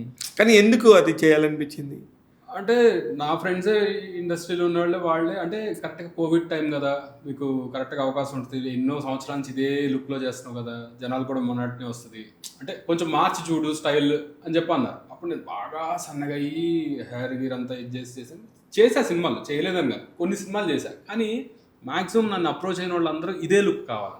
ఎగ్జాక్ట్లీ. అంటే ఒక డైలాగ్ డిక్షన్తో ఫేమస్ అయ్యే వాళ్ళు ఉంటారు, కొంతమంది లుక్స్తో ఫేమస్ అయ్యారు. మీరు లుక్స్తో ఫేమస్ అయ్యారు. అలాగే కొంచెం థ్రిల్లర్ సినిమాలు అనగానే నువ్వు గుర్తొచ్చే టైపు, పోలీస్ క్యారెక్టర్ అనగానే నువ్వు గుర్తొచ్చే టైపు ఉన్నారు. దాన్ని నువ్వు మొనటస్ అనుకోకూడదు, దానిలో కొత్తగా ఏమున్నాయో చూసుకోవాలి. సో తర్వాత ఏం చేశాను, చాలా సినిమాలు వదిలేసి వేరే వాళ్ళకి డైవర్ట్ చేసి నా సినిమాలు అట్లా కూడా చేశాను. చేసిన తర్వాత ఒకరోజు ఎక్కడో పార్టీలో కూర్చుంటే అందరూ ఫ్రెండ్స్, ఇండస్ట్రీలో ఉన్న కొంతమంది పెద్దలు కలిసి, అసలు అలా కాదు కదా, ఎంతోమంది అవకాశాలు లేక బాధపడుతుంటే నీకు వచ్చిన అవకాశాలను నువ్వు జుట్టు కోసం అని దానికోసం నీకు చేసుకోవడం ఏంటి, ఇమీడియట్గా నువ్వు నీ పాత్రకులకు వచ్చాయి అన్నారు. సరే ఓకే, ఇదంటే తీసేసి షేవ్ చేస్తాం బాగానే ఉంటుంది, మరి మనం పెరిగిన శరీరం తగ్గించాలిగా. దానికి విపరీతంగా కష్టపడి 37 కిలోల దగ్గర 37 kgs ఈ రోజుకి నేను తగ్గింది. సూపర్.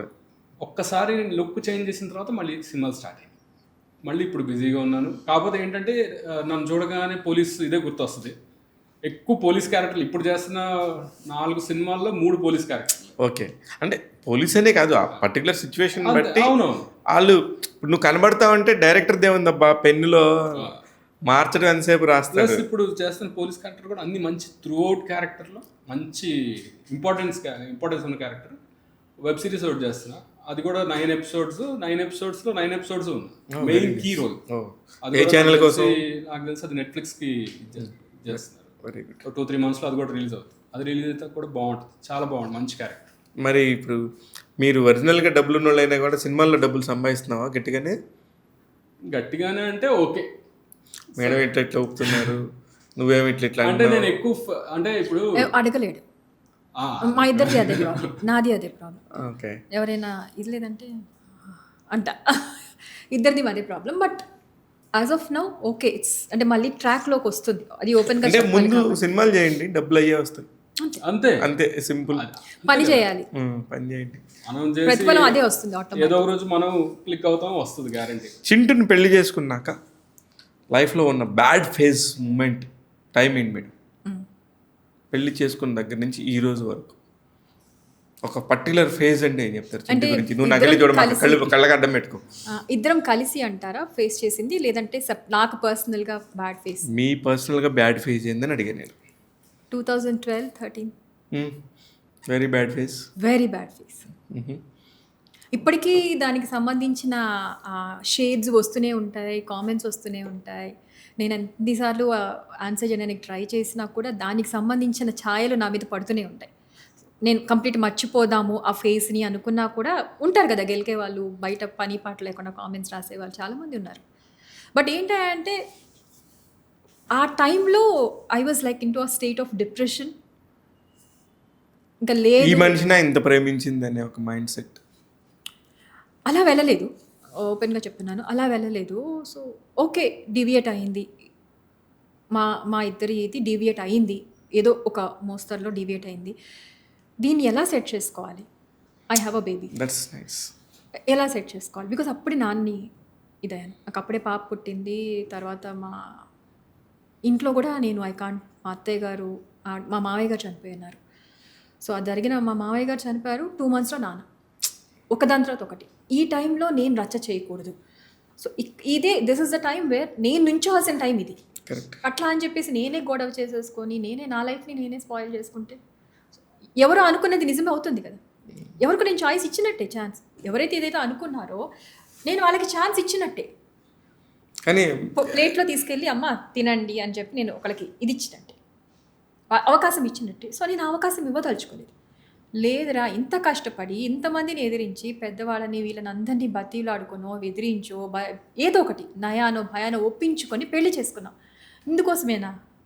ఆ క్వశ్చన్ని నాకు నేనే క్వశ్చన్ చేసుకొని, లేదు, we have to stand together. Very nice.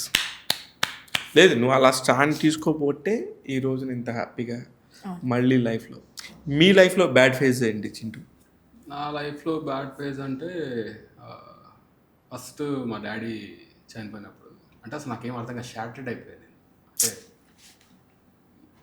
అది ఏమీ తెలీదు, మనం హ్యాపీగా రాయల్ లైఫ్ చిన్నప్పటి నుంచి ఏం తెలీదు. క్రెడిట్ కార్డ్ ఇచ్చేవాళ్ళు, కార్ ఇచ్చేవాళ్ళు, ఫుల్ ట్యాంక్. ఏ రోజు కూడా 1 litre 2 litres full tank batch నేను. ఏంటి, నా ఫ్రెండ్స్ అందరూ 1/2 లీటర్ 1 లీటర్ కొట్టించుకునే టైంలో ఫుల్ ట్యాంక్ బ్యాచ్ నేను. సో అలా చూసి రోజు ఒక కొత్త షర్ట్ కొనేవాడిని. సో రోజు షాపింగ్ చేశాను. అలాంటి సడన్గా మా డాడీ ఎప్పటికీ అసలు తట్టుకోలేకపోయాను. అప్పుడు కరెక్ట్గా మావయ్య, అంటే అప్పటికి మావయ్యతో చాలా రిలేషన్, సొంత కొడుకులానే చూసేవాడు ఆయన కూడా. సో మావయ్య అప్పుడు హాస్పిటల్లో ఉన్నారు, బాగా గుర్తు నాకు. అప్పుడే డిశ్చార్జ్ అయ్యి డైరెక్ట్గా డాడీ దానికి వచ్చారు ఇంటికి, లక్డికపుల్ హాస్పిటల్ నుంచి. వస్తే చూసి మావయ్య కూడా చాలా అంటే వాళ్ళు కూడా చాలా మంచి రిలేషన్ ఉండేవాడు. అంటే వియంకుల్లాగా కాకుండా చాలా క్లోజ్ ఫ్రెండ్స్ లాగా ఉండేవాడు. సో ఆ మావయ్య కూడా చాలా అయిపోయిన తర్వాత ఇలా భుజం ఇచ్చేసి, చింటూ నువ్వు ఏమి ఇది చేయొద్దు, నేనున్నా నీకు అన్న మనిషి 3 నెలల్లో ఆయన పోయారు. ఇంకా అసలు అంటే కంప్లీట్ ఒక 1.5 year నాకు అసలు ఏం అర్థం కాదు. ఆ టైంలో సినిమాలు కూడా ఏం చేయలేదు. అది అసలు మెయిన్ ఇదైన టైం అది. ఇద్దరు అంటే మెయిన్ 2 పిల్లర్స్. నిజంగానే ఇప్పుడు మీరు మాట్లాడితే నాకే చాలా బాధ వేస్తుంది. అంటే ఐ నో హిమ్ కదా, ఇద్దరు 2 నెలల గ్యాప్లో ఇలా జరిగితే నిజంగానే అసలు అంటే నేను అప్పుడే నాకు పాప డెలివరీ అయ్యింది. అప్పుడే కాకపోతే ఒక్క హ్యాపీయెస్ట్ ఇది ఏంటంటే మా నాన్న కానీ వీళ్ళ నాన్న కానీ బేబీని చూశారు. దే వర్ వెయిటింగ్ మా పాప కోసం. ఎందుకంటే నాన్నకు ఒక ఇది ఉండేది, సర్జరీ అప్పుడు డాక్టర్స్ చెప్పారు వెంటనే పిల్లల కోసం ప్లాన్ చేయకూడదు, అంటే minimum 3 years to 5 years gap ఉండాలి అని. సో నాన్నకు అది మైండ్లో ఉంది, అయ్యో పిల్లలు లేరే, నా వల్ల తను మాటలు పడుతుంది. మళ్ళీ ఎక్కడ అది కూడా బాధపడేవారు ఆయన. అది కూడా అది చాలా కూడా విపరీతంగా బాధపడేవారు. బాధపడేవారు. ఎంత బాధపడేవారంటే పెళ్ళైన కొత్తలో ఆ పిల్ల ఇలా చేస్తుందని అనుకోలేదు, నాకు దేవతలాగా కదా అని అంటే నాకు బాగా గుర్తు.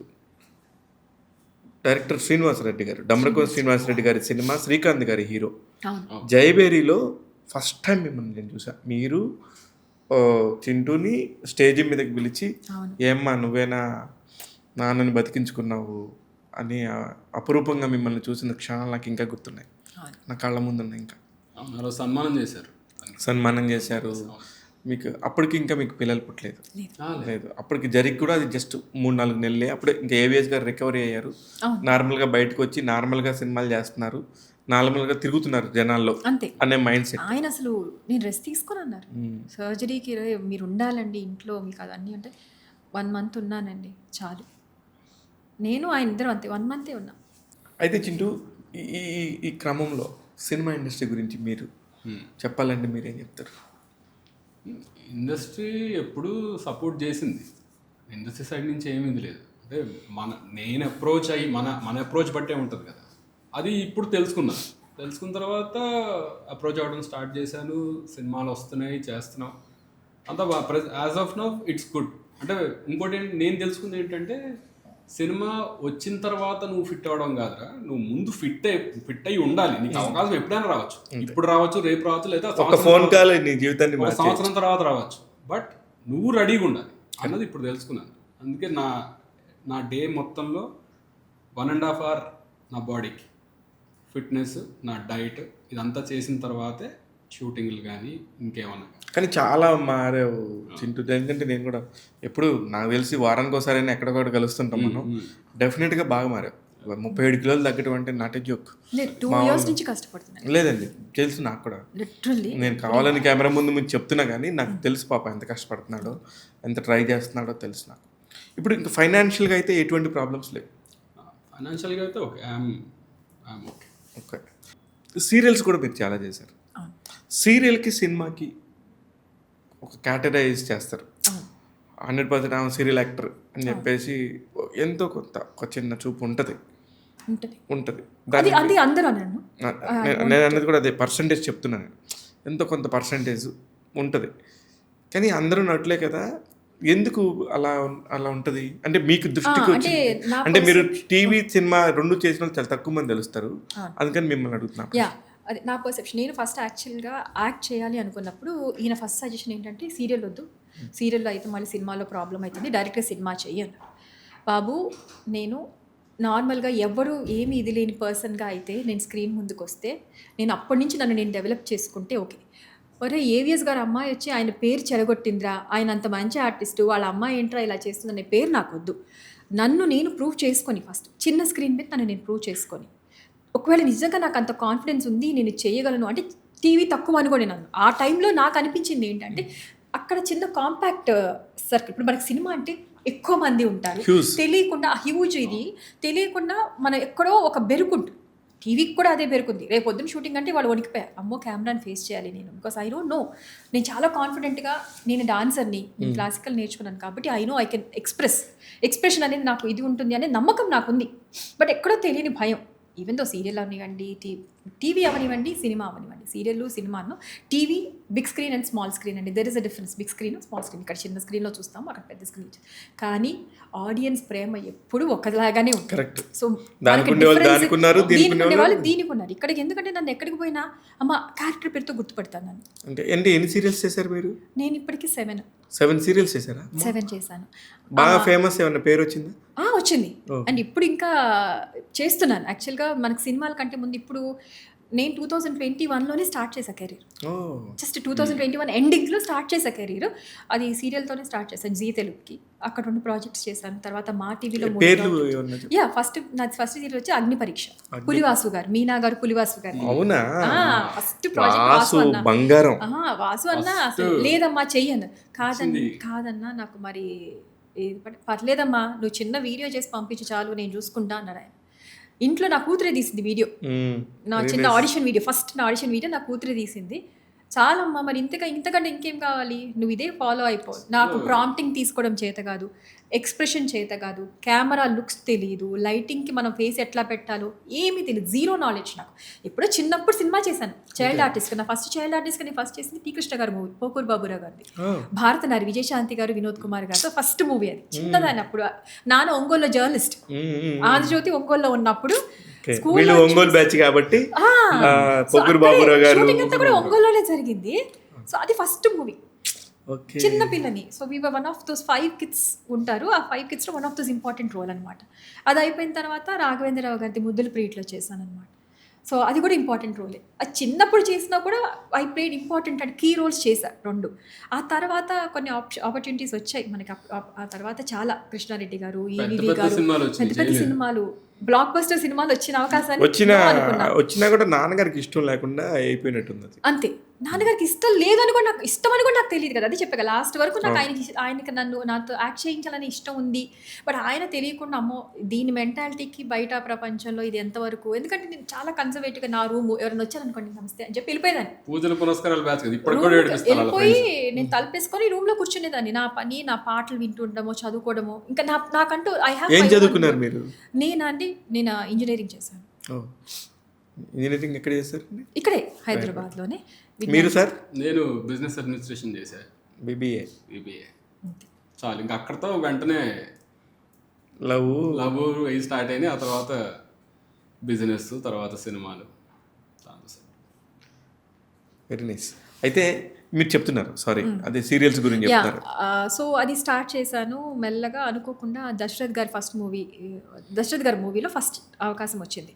మన వీళ్ళు దశరథ్ గారు అండ్ వాళ్ళు చేస్తున్న చౌదరి గారు, మన చౌదరి గారి మూవీ లవ్ యూ రామ్ అని చెప్పేసి ఆ మూవీలో ఫస్ట్ అవకాశం వచ్చింది. So I did that. చేస్తున్నప్పుడు చౌదరి గారు అన్నారు బాగా చేస్తున్నాం, దశరథ్ గారు కూడా చాలా బాగా చేస్తున్నారు కదమ్మా, why don't you try in movies అంటే, సార్ నాకంటూ ఒక చిన్న ఇది వచ్చినప్పుడు దెన్ నేను చేయగలను కాన్ఫిడెన్స్ వస్తుంది సార్. నేను పెద్ద స్క్రీన్ మీదకి వెళ్ళి ఆయన అన్ని సంవత్సరాలు కష్టపడి తెచ్చుకున్న పేరుని అయితే నేను చెడగొట్టదలుచుకోలేదు. లెట్ మీ నేను ప్రూవ్ చేసుకొని వెళ్తాను. ఇప్పుడు కూడా చాలామంది కామెంట్ చేస్తున్నారు. మొన్న ఒక ప్రీ రిలీజ్ ఈవెంట్లో మాట్లాడితే కింద కామెంట్స్లో 100 మంది పాజిటివ్గా పెడితే ఒకళ్ళు ఉంటారు కదా అసలు వీళ్ళకి టాలెంట్ ఉందా లేదా అని. సో టాలెంట్ ఉందా లేదా అనేది నేను ప్రూవ్ చేసుకొని వచ్చాను, ఒక అడిగి వేసా. సో అది దట్స్ డిఫరెంట్. బట్ ఏంటంటే కొంతమంది ఒకళ్ళిద్దరు ఏమంటారంటే, ఒక ఎక్స్ప్రెషన్ మనకి ఒక కెమెరాలో ఒక డైలాగ్ చెప్పారనుకోండి, అంటే నేను ఫేస్ చేశాను, అందరూ లేదు బికాస్ ఎందుకంటే పెద్ద వాళ్ళు ఎవరు నన్ను ఆ పాయింట్అవుట్ చేయలేదు. నేనైతే ఒక ఎక్స్ప్రెషన్ ఓకే ఇది క్యారెక్టరు, ఇది ఈ సీను, ఆ సీక్వెన్స్, ఐ డిడ్ దాట్. వెంటనే వచ్చేసి మేడం సీరియల్ ఎక్స్ప్రెషన్ వద్దు అన్నారు ఒక మనిషి.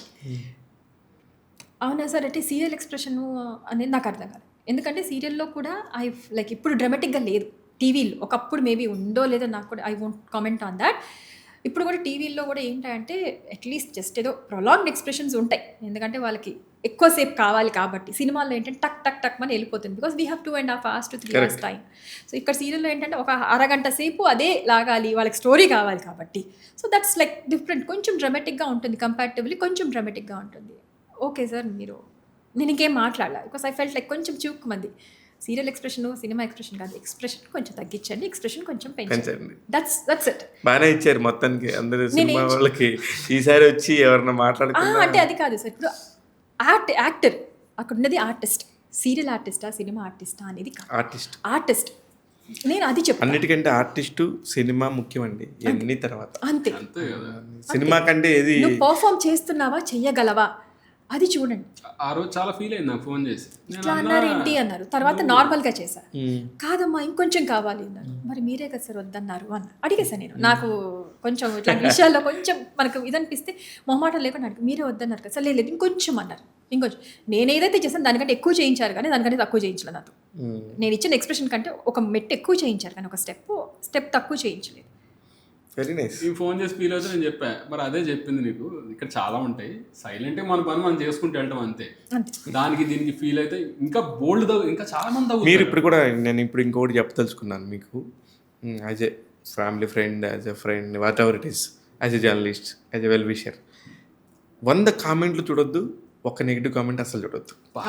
ఇది దీంట్లో నీకు నాకు అయ్యేంత సింక్. నేను ఈ రోజు కామెంట్ చదవను, నేను చెప్తా కూడా అసలు నువ్వు ఎందుకు మనం ఒక పని చేస్తున్నాం, ఎవరో శత్రువుల్లాగా ఎవడో మనం పైకి వెళ్తుంటే 10 మంది లాగుతున్నప్పుడు వాటిని ఎందుకు చదవాలి? మనం ఇప్పుడు పని చేయాలా? ఇప్పుడు నేను మిమ్మల్ని ఇంటర్వ్యూ చేయాలా? మిమ్మల్ని ఇంటర్వ్యూ చేస్తేనే నాకు ఫుడ్డా? నా డ్యూటీ, నా జాబ్ కదా, నేను చేయాలి కదా. ఇక్కడ నువ్వు అరే ఏంట్రా నువ్వేదో ఏవిఎస్ గారు తెలిసినట్టని ఒక 10 వచ్చినాయి అనుకుందాం, లెట్ ఇట్ బీ, అస్సలు కరెక్ట్. Let it be. నేనేం చేయను. పోనీ నేను అక్కడ కూడా ఎలా ఆలోచిస్తాను, మన కోసం ఒకడెవడో వచ్చి మన వీడియో ఒక 1 మినిట్ చూసి ఒక తిట్టి వాడు ఒక టైం ఒక 1 మినిట్ ఇచ్చి ఎంజాయ్ చేసుకుంటూ వెళ్ళాడు కదా, కరెక్ట్. ఇంకా అంతకంటే ఏం కావాలి? అయితే నువ్వెవరు నేనెవరు? అవును. మనం ఏమన్నా ఆకాశం నుంచి చూడిపడ్డావా? దేవుళ్ళవా? కాదు కదా. వాడెవడో మన కోసం మనం తిడతం కోసం 1 మినిట్ కేటాయించాడు, అది కూడా ఎంజాయ్ చేద్దాం. ట్రూ. Thank you. నిజంగానే ఐ టేక్ యూర్ మీ సజెషన్ చాలా బాగుంది. ఎందుకంటే ఎందుకంటే ఇవన్నీ చూసి చాలా రోజులు డిప్రెస్ అయ్యి నేను చాలా మందికి చెప్తా, నేను అనసూయ గారికి కూడా చెప్తాను, she is very close friend to me. ఎందుకు why unnecessary depression? Positive, think positive, హ్యాపీగా ఉండండి. మనకి భగవంతుడు ఎంత టైం ఇచ్చారో మనకే తెలియదు. ట్రూ. ఆ ఉన్న టైంని ఎంజాయ్ చేయాలి కదా. వాడవాడి కోసం నువ్వు టైం పెట్టుకుంటూ ఏంటి? నాకున్న వీటిలో ఇది కూడా ఒకటి. నేను కామెంట్ చదవను, ఏమన్నా రాసుకోండి, ఏం చేసుకొని ఏం చేస్తాం. ఇప్పుడు మనం నువ్వు యాక్ట్ చేయకుండానో, చింటూ యాక్ట్ చేయకుండానో, నేను జర్నలిజం చేయకుండానో ఉండలేం కదా. నడవదు. ఏం చేయాలి? మన బ్రెడ్ అండ్ బటరే అది కదా. అలాంటప్పుడు వాళ్ళు తిట్టడమే వాళ్ళ బ్రెడ్ అండ్ బటర్ అయినప్పుడు మనం ఏం చేద్దాం? లైట్ తీసుకోండి. నేను ఇందాక మీరు అంటున్నప్పుడే 100 మంచి కామెంట్స్ని పొంగిపోవద్దు, ఒక్క పిచ్చి కామెంట్కి కుంగిపోవద్దు. ఎన్ని తిడతారో అదేంటి. మా వాళ్ళు చెప్తారు, సార్ దీనికి బ్యాడ్ కామెంట్స్ వస్తాయంటే రాని అమ్మా, గుడ్ కామెంట్ వచ్చినప్పుడు మనం దాన్ని ఓ అని వాళ్ళకి సూపర్ థ్యాంక్ యూ అని మనం పెట్టలేదు కదా. తిట్టుకోనండి, ఏం కాదు. మనకు టైం ఇచ్చారు కదా, డెఫినెట్గా ఆ టైంకి వాల్యూ ఇవ్వాల్సిందే, ఆ టైంకి మనం రెస్పెక్ట్ చేయాల్సిందే. మరీ శృతి మించి వ్యక్తిగతంగా వెళ్ళి అమ్మ నా బూతులు కూడా తిడుతుంటారు. అది ఏంటో కర్మ, అది వాళ్ళ కర్మ. మన ఇక్కడ మళ్ళీ కూడా నేను చెప్తా, ఇక్కడ టాపిక్ వచ్చింది కాబట్టి మాట్లాడుతున్నా, ఏదో స్పీచ్ ఇస్తున్నాను అనుకోవద్దు.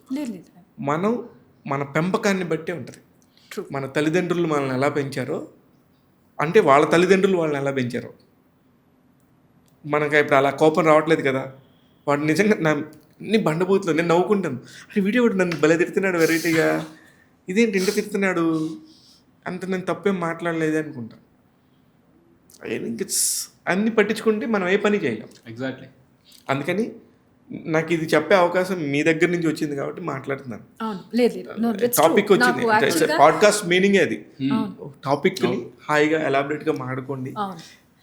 తను చెప్తా ఉంటాడు కానీ నాకు తెలియకుండా వెళ్ళిపోతుంది. కానీ ఎందుకు ఇట్లా నాకు చెప్తారు, చాలా మంది. నా వైఫ్ కూడా చెప్తారు. నా వైఫ్ కూడా ఇప్పుడిప్పుడే డివైన్ భక్తి ఛానల్కి సంబంధించి చేస్తున్నారు. నేను ఫస్ట్ నువ్వు వస్తే అసలు ఏం పట్టించుకోకుండా వస్తే రా, నువ్వు ఎప్పుడైతే బ్యాడ్ కామెంట్స్ చూసి నాకు చూపించేది, ఎన్ని వచ్చినాయి అని అడిగేవాడిని, 253, అందులో ఎన్ని గుడ్ ఉన్నాయి అని అడిగేవాడిని.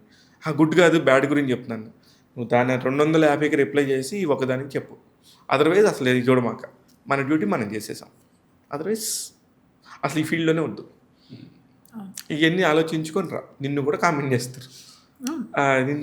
చేస్తారు, అప్పుడు దాని అన్నిటికి ఇష్టమైతేనే రమ్మని చెప్పా. She's happy, now she's happy.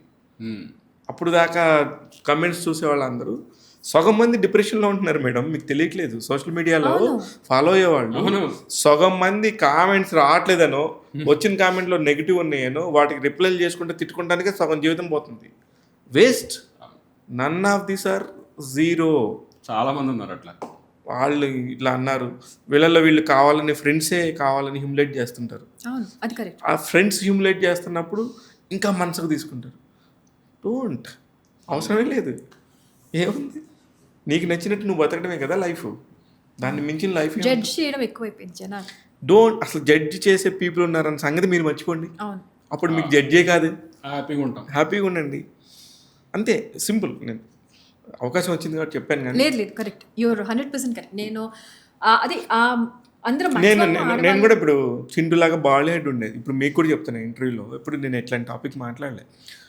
నేను కెమెరా ముందుకు రావాలని డిసైడ్ అయ్యి నేను కాంటెంట్ చేయగలను డిసైడ్ అయినాక నేను హెయిర్ ట్రాన్స్ప్లాంటేషన్ చేయించుకున్నాను. అందరూ నీకెందుకురా, నువ్వెందుకురా, ఇట్లాగా నువ్వేంట్రా అని బాడీ షేమింగ్ చేసేవాళ్ళు. డోంట్ టేక్, వాళ్ళకి తెలియదు మనం ఏం ఆలోచిస్తున్నాం.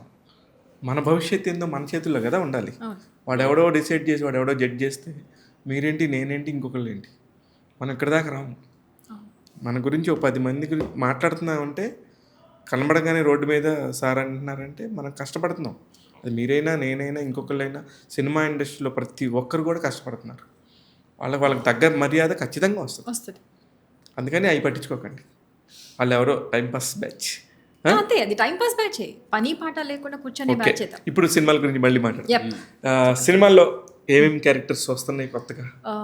ఇప్పుడు యాజ్ ఆఫ్ నౌ నేను ఆల్మోస్ట్ లైక్ 6 మూవీస్ చేస్తున్నాను. Very nice. సీరియల్స్ కొంచెం తగ్గించాను, ఒకటే ప్రాజెక్ట్ చేస్తున్నాను ఎందుకంటే అది ఆల్రెడీ. ఇప్పుడు ఆ సీరియల్స్ పేరు చెప్పలేదు మీరు. మా సీరియల్స్ వాళ్ళు చాలా అభిమానులు ఉంటారు. అగ్ని పరీక్ష చేశాను, వైదేహి పరిణయం చేశాను, అవి అయిపోయినాయి. అండ్ మా టీవీలో వచ్చేసి పల్లకిలో పెళ్లి కూతురు అని, పలుకే బంగారమాయరా అని, అండ్ వచ్చేసి నువ్వు నేను ప్రేమ అనేది సూపర్ హిట్ సీరియల్. అది అందులో ఒక చిన్న గెస్ట్ అపియరెన్స్ లాగా చేశాను. ఆ తర్వాత గీతా ఎల్ఎల్బి మా టీవీలో 4 సీరియల్స్ చేశాను.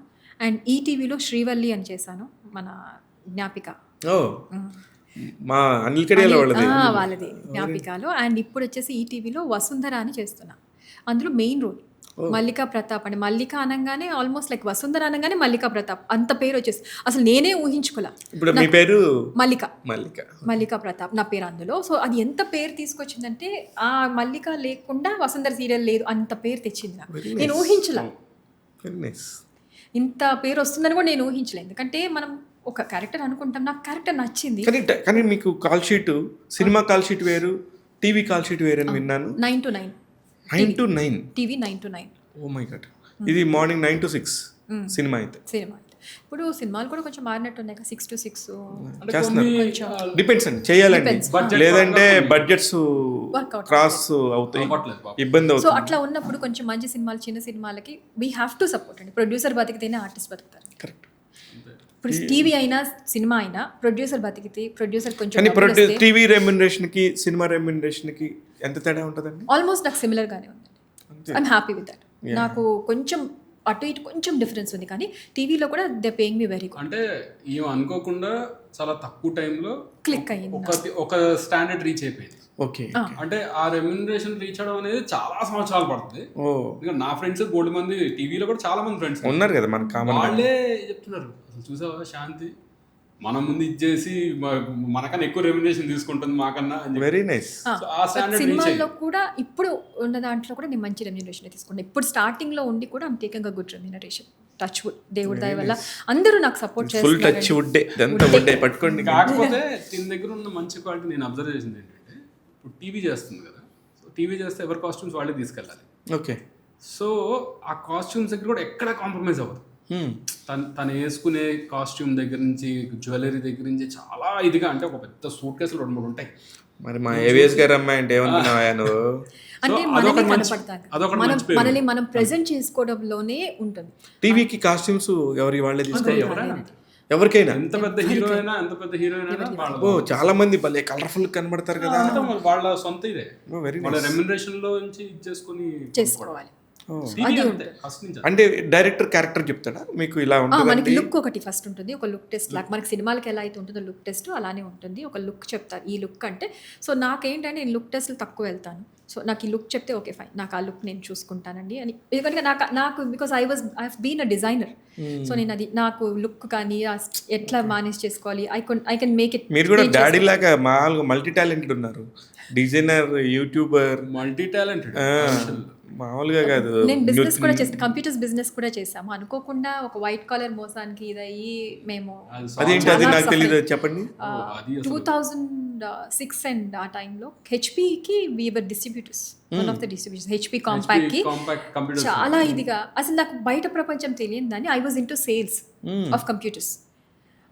చిన్నగా స్టార్ట్ చేశాను. నేను స్టార్ట్ చేసింది 45,000తో కంప్యూటర్స్, ఒకళ్ళతో పార్ట్నర్షిప్. అనుకోకుండా అతను మమ్మల్ని కంప్లీట్గా అంటే ఒక ఇది వెళ్ళిన తర్వాత హెచ్పి వాళ్ళు ఏమన్నారంటే, మీకైతే ఇస్తామండి, అతను ఉంటే ఇవ్వము అన్నారు. అతను ఏదో మోసం చేశారంటే అది మాకు తెలియదు. హీ అప్రోచ్డ్ us, మేము చేస్తానండి మీకు సేల్స్. ఒక రకంగా చెప్పాలంటే ఐఎమ్ లైక్, అతనికి ఎందుకు రుణపడిపోయి ఉన్నానంటే సేల్స్ ఎలా చేయాలో అతనే నేర్పించాడు. మోసం అవనండి ఏమనవండి, సేల్స్ ఎలా చేయాలో అతనే నేర్పించాడు. పాపం ఏ మాట కామాట, తప్పు మంచి ఉంటే మంచి చెప్పుకోవాలి కాబట్టి. సో కూర్చొని పొద్దున్నుంచి రాత్రి వరకు కూర్చొని చాకరీ చేస్తుండేదాన్ని, సేల్స్ ఎలా చేయాలి. అతను మార్నింగ్ వచ్చి మేడం ఓకేనా అని చెప్పేసి వెళ్ళిపోయాడు. ఒక షోరూమ్ స్టార్ట్ చేసాం. చెప్పాలంటే నాగబాబు గారు ఆ షోరూమ్ నాగబాబు అనే నేను opening ఇప్పటికీ అది. అంట okay. నాగబాబు గారు రిబ్బన్ కట్ చేశారు. 45,000 పెట్టిన దాన్ని 5 లక్షలతో బయటకు వచ్చాను నేను ఆ షోరూమ్ నుంచి. Very nice. వాడు టైమ్స్. నిజంగా అందుకని అంట ఆయన చెయ్యి హస్తవాసి మంచిదండి, మనం ఎప్పుడైనా స్టార్ట్ చేస్తే మాత్రం ఆయనకే చెప్పాలి అని. నాకు నిజంగా హ్యాపీగా ఉంది. నాకు బాగా క్లోజ్ కాబట్టి నేను బయటకు చాలాసార్లు వచ్చాను కానీ 10 సార్లు 10 తీసుకొని బయటకు వచ్చా. వచ్చి ఆ డబ్బుతో నేను మళ్ళీ మన ఏంటది ఉస్మానియా యూనివర్సిటీ గేట్ బయట ఆపోజిట్ మెయిన్ రోడ్ మీద షోరూమ్ షోరూమ్ పెట్టాను, కంప్యూటర్ షోరూమ్ పెట్టాను. సో అప్పుడు హెచ్పి వాళ్ళు ఏమన్నారంటే మీకైతే డైరెక్ట్గా మీకు డిస్ట్రిబ్యూషన్ ఇది ఇచ్చేస్తామండి అన్నారు. సో అట్లానే నేను హెచ్పి వాడికి పార్ట్నర్ అయ్యాను. 1 monthలో I sold 100 computers. Oh my God. 1.5 crore turn over చేసి 1 month. వాళ్ళకి అర్థం కూడా కాలేదు హెచ్పి వాళ్ళకి. ఎందుకంటే అప్పట్లో ఎక్కువ ఉండేవి కదా షాప్స్, అప్పుడెప్పుడే కావాలని చిన్న చిన్న పేపర్స్ యాడ్స్. నేను ఒక యాడ్ ఇచ్చేసేసి I used to sell around 50 to 60 computers. ఒకటే యాడ్ సండే చిన్న యాడ్ ఇంత యాడ్ ఇచ్చి ఇంత బాక్స్ వచ్చి కూర్చొని పొద్దు నుంచి రాత్రి వరకు హీ యూస్ టు, అంటే తను ఏం చేసేవాడు, తను మొత్తం అడ్మినిస్ట్రేషన్ డెలివరీస్ అని తను ఇద్దరం చేసాం. అనుకోకుండా ఇగో ఇట్లానే ఎవరి కళలోనూ పడ్డాము. We lost around 1 crore oh my god. అప్పుడు ఆ టైంలో అది కట్టడానికి కొంచెం నరకం చూసాం. కొంచెం కాదు నరకం చూసాం. అంటే ఆ ఏజ్ ఎంత మీకు లైక్ వెరీ మచ్ 20sలో ఉన్నాం, ఎర్లీ 20s. కానీ అసలు అంటే మన వల్ల కాదు కానీ ఈమె హ్యాండిల్ చేసిన విధానం, అందుకే ఈ రోజు కూడా సల్యూటే. నీట్గా హ్యాండిల్ చేసి అందరికి ప్రతి ఒక్కరికి ప్రతి రూపాయి ఇచ్చుకొని ఎవరికి దండం రూపాయి కూడా పెట్టేసేసి మనం వద్దండి రూపాయి కాకపోతే కొంచెం మెల్లమెల్లగా కట్టాం. అందులో నాన్న హెల్ప్ అట్లా హెల్ప్ తీసుకున్నాం. మోసం చేసేవాడు ఎప్పుడు ఉంటాడు, మోసపోవడం మన తప్పు. కానీ ఇప్పుడు ఒకటి నాన్న టాపిక్ రెగ్యులర్గా వస్తుంది కాబట్టి ఇంకొక టాపిక్ చెప్పండి ప్లీజ్. అది లివర్ ఇచ్చారు కదండి, అది ఇంత పర్సెంటేజ్ 60% లివర్ డొనేట్ చేశారు అనేది ఎలాగా అనేది అంటే వాళ్ళు చెప్పారండి, డాక్టర్స్ చెప్పారు around 60% of the liver we have to cut. దానికి మన లివర్కి మనకి ఒక వెయిన్ ఒక ఆర్టరీ కనెక్ట్ అయ్యి ఉంటుంది. మనకి లివర్కి 2 veins 2 arteries కనెక్ట్ అయ్యి ఉంటుంది. ఒక వెయిన్ ఒక ఆర్టరీ కట్ చేసి liver 60% of the liver cut చేసేసి సేమ్ మొత్తం తీసుకెళ్ళి ఆయనకి ఫిట్ చేస్తారు, ఆయన ఆర్టరీ వెయిన్కి. So I will be left with 1 artery and 1 vein. But liver మళ్ళీ గ్రో అయిపోతుంది.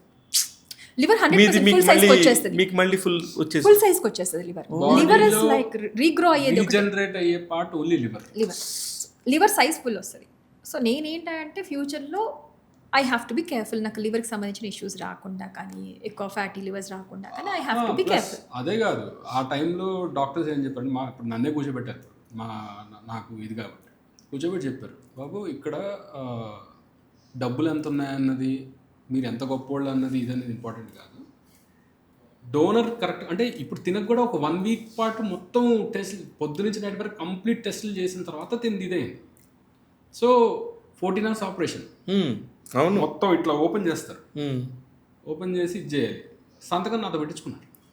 అంతే కదా. అసలు ఆ టైం అయితే తిని మాత్రం ఒకటే ఫోకస్, వాళ్ళ నాన్నకి ఇది చేయాలి. స్ట్రెచ్చర్ మీద వెళ్ళాలంటే పర్లేదు నేను నడుచుకుంటూ వెళ్తానంటాను.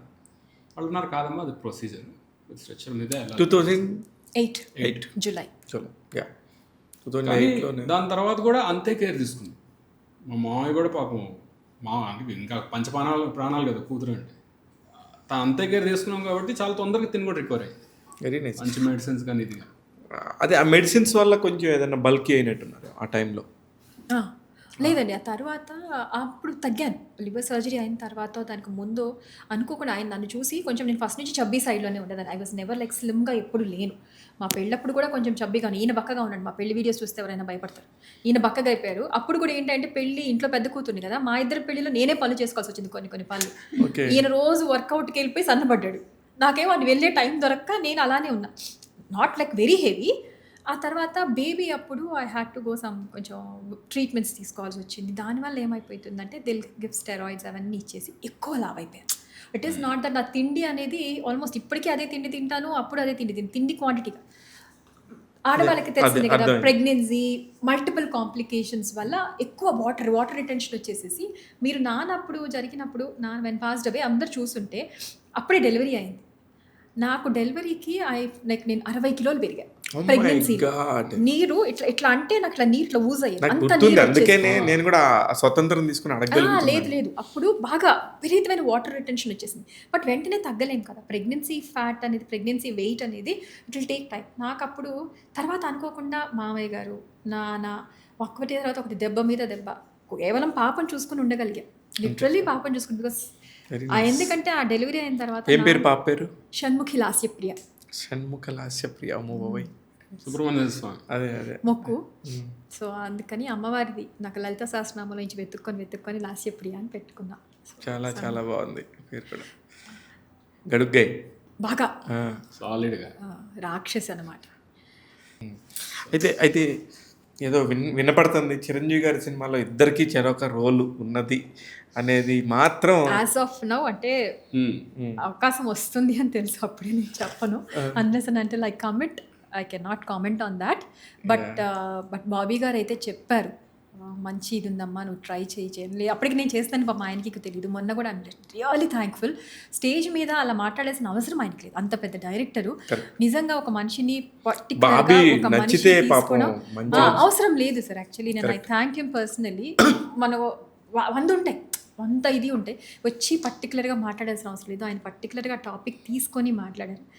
నాకు చాలా హ్యాపీ అనిపించింది, ఎందుకంటే ఎప్పుడో జరిగింది 10 years బ్యాక్. అది నా ఇదితో, నా ఇష్టంతో, మా నాన్నకి నేను చేసుకున్నది. ప్రతి ఒక్కళ్ళు పొగడాలని కూడా చేయలేదు నేను, కానీ ఆయన అది పర్టికులర్గా ఆ ఇన్సిడెంట్ తీసుకొని చెప్పడం మాత్రం చాలా లైక్ ఫ్రమ్. లేదు, నాకు కూడా ఎప్పుడు అవకాశం వస్తాను. నేను ఎప్పుడు అడిగాను చింటూని, నేను నిన్నైతే ఇంటర్వ్యూ చేయను, వస్తే నువ్వు శాంతి వస్తేనే చేస్తాను.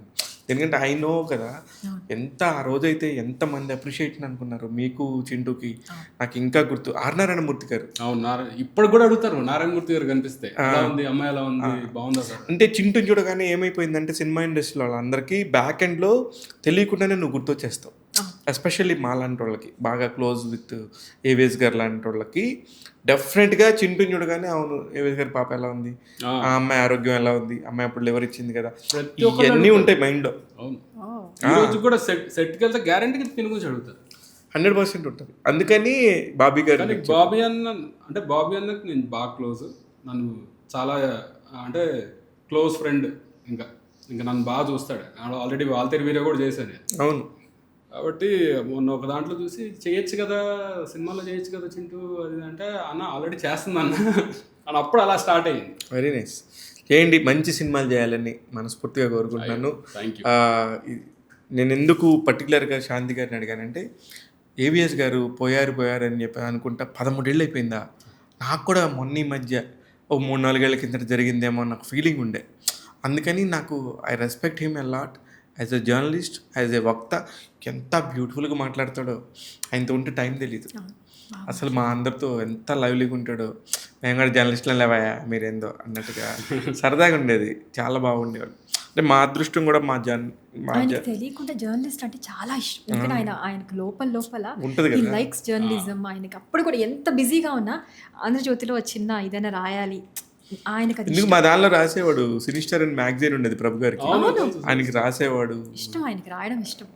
బాగా రాసేవాడు. నేను ప్రభు గారు చెప్తే పెద్ద జర్నలిస్టే ఒప్పుకున్నాడంటే మేము కూడా జర్నలిస్టులు వెళ్ళనేవాడు. ఆంధ్రజ్యోతిలో కాలమ్స్ రాశారు, చాలా రాశారు. ఉత్తినేను ఒక ఇది ఉండే, ఉత్తినే రాసేవారు. అన్నీ చెప్పేవారు, ఇలా రాయాలి, ఇంత రాయకూడదు, ఇంతలోనే రాయాలి అని బాగా మాట్లాడేవారు.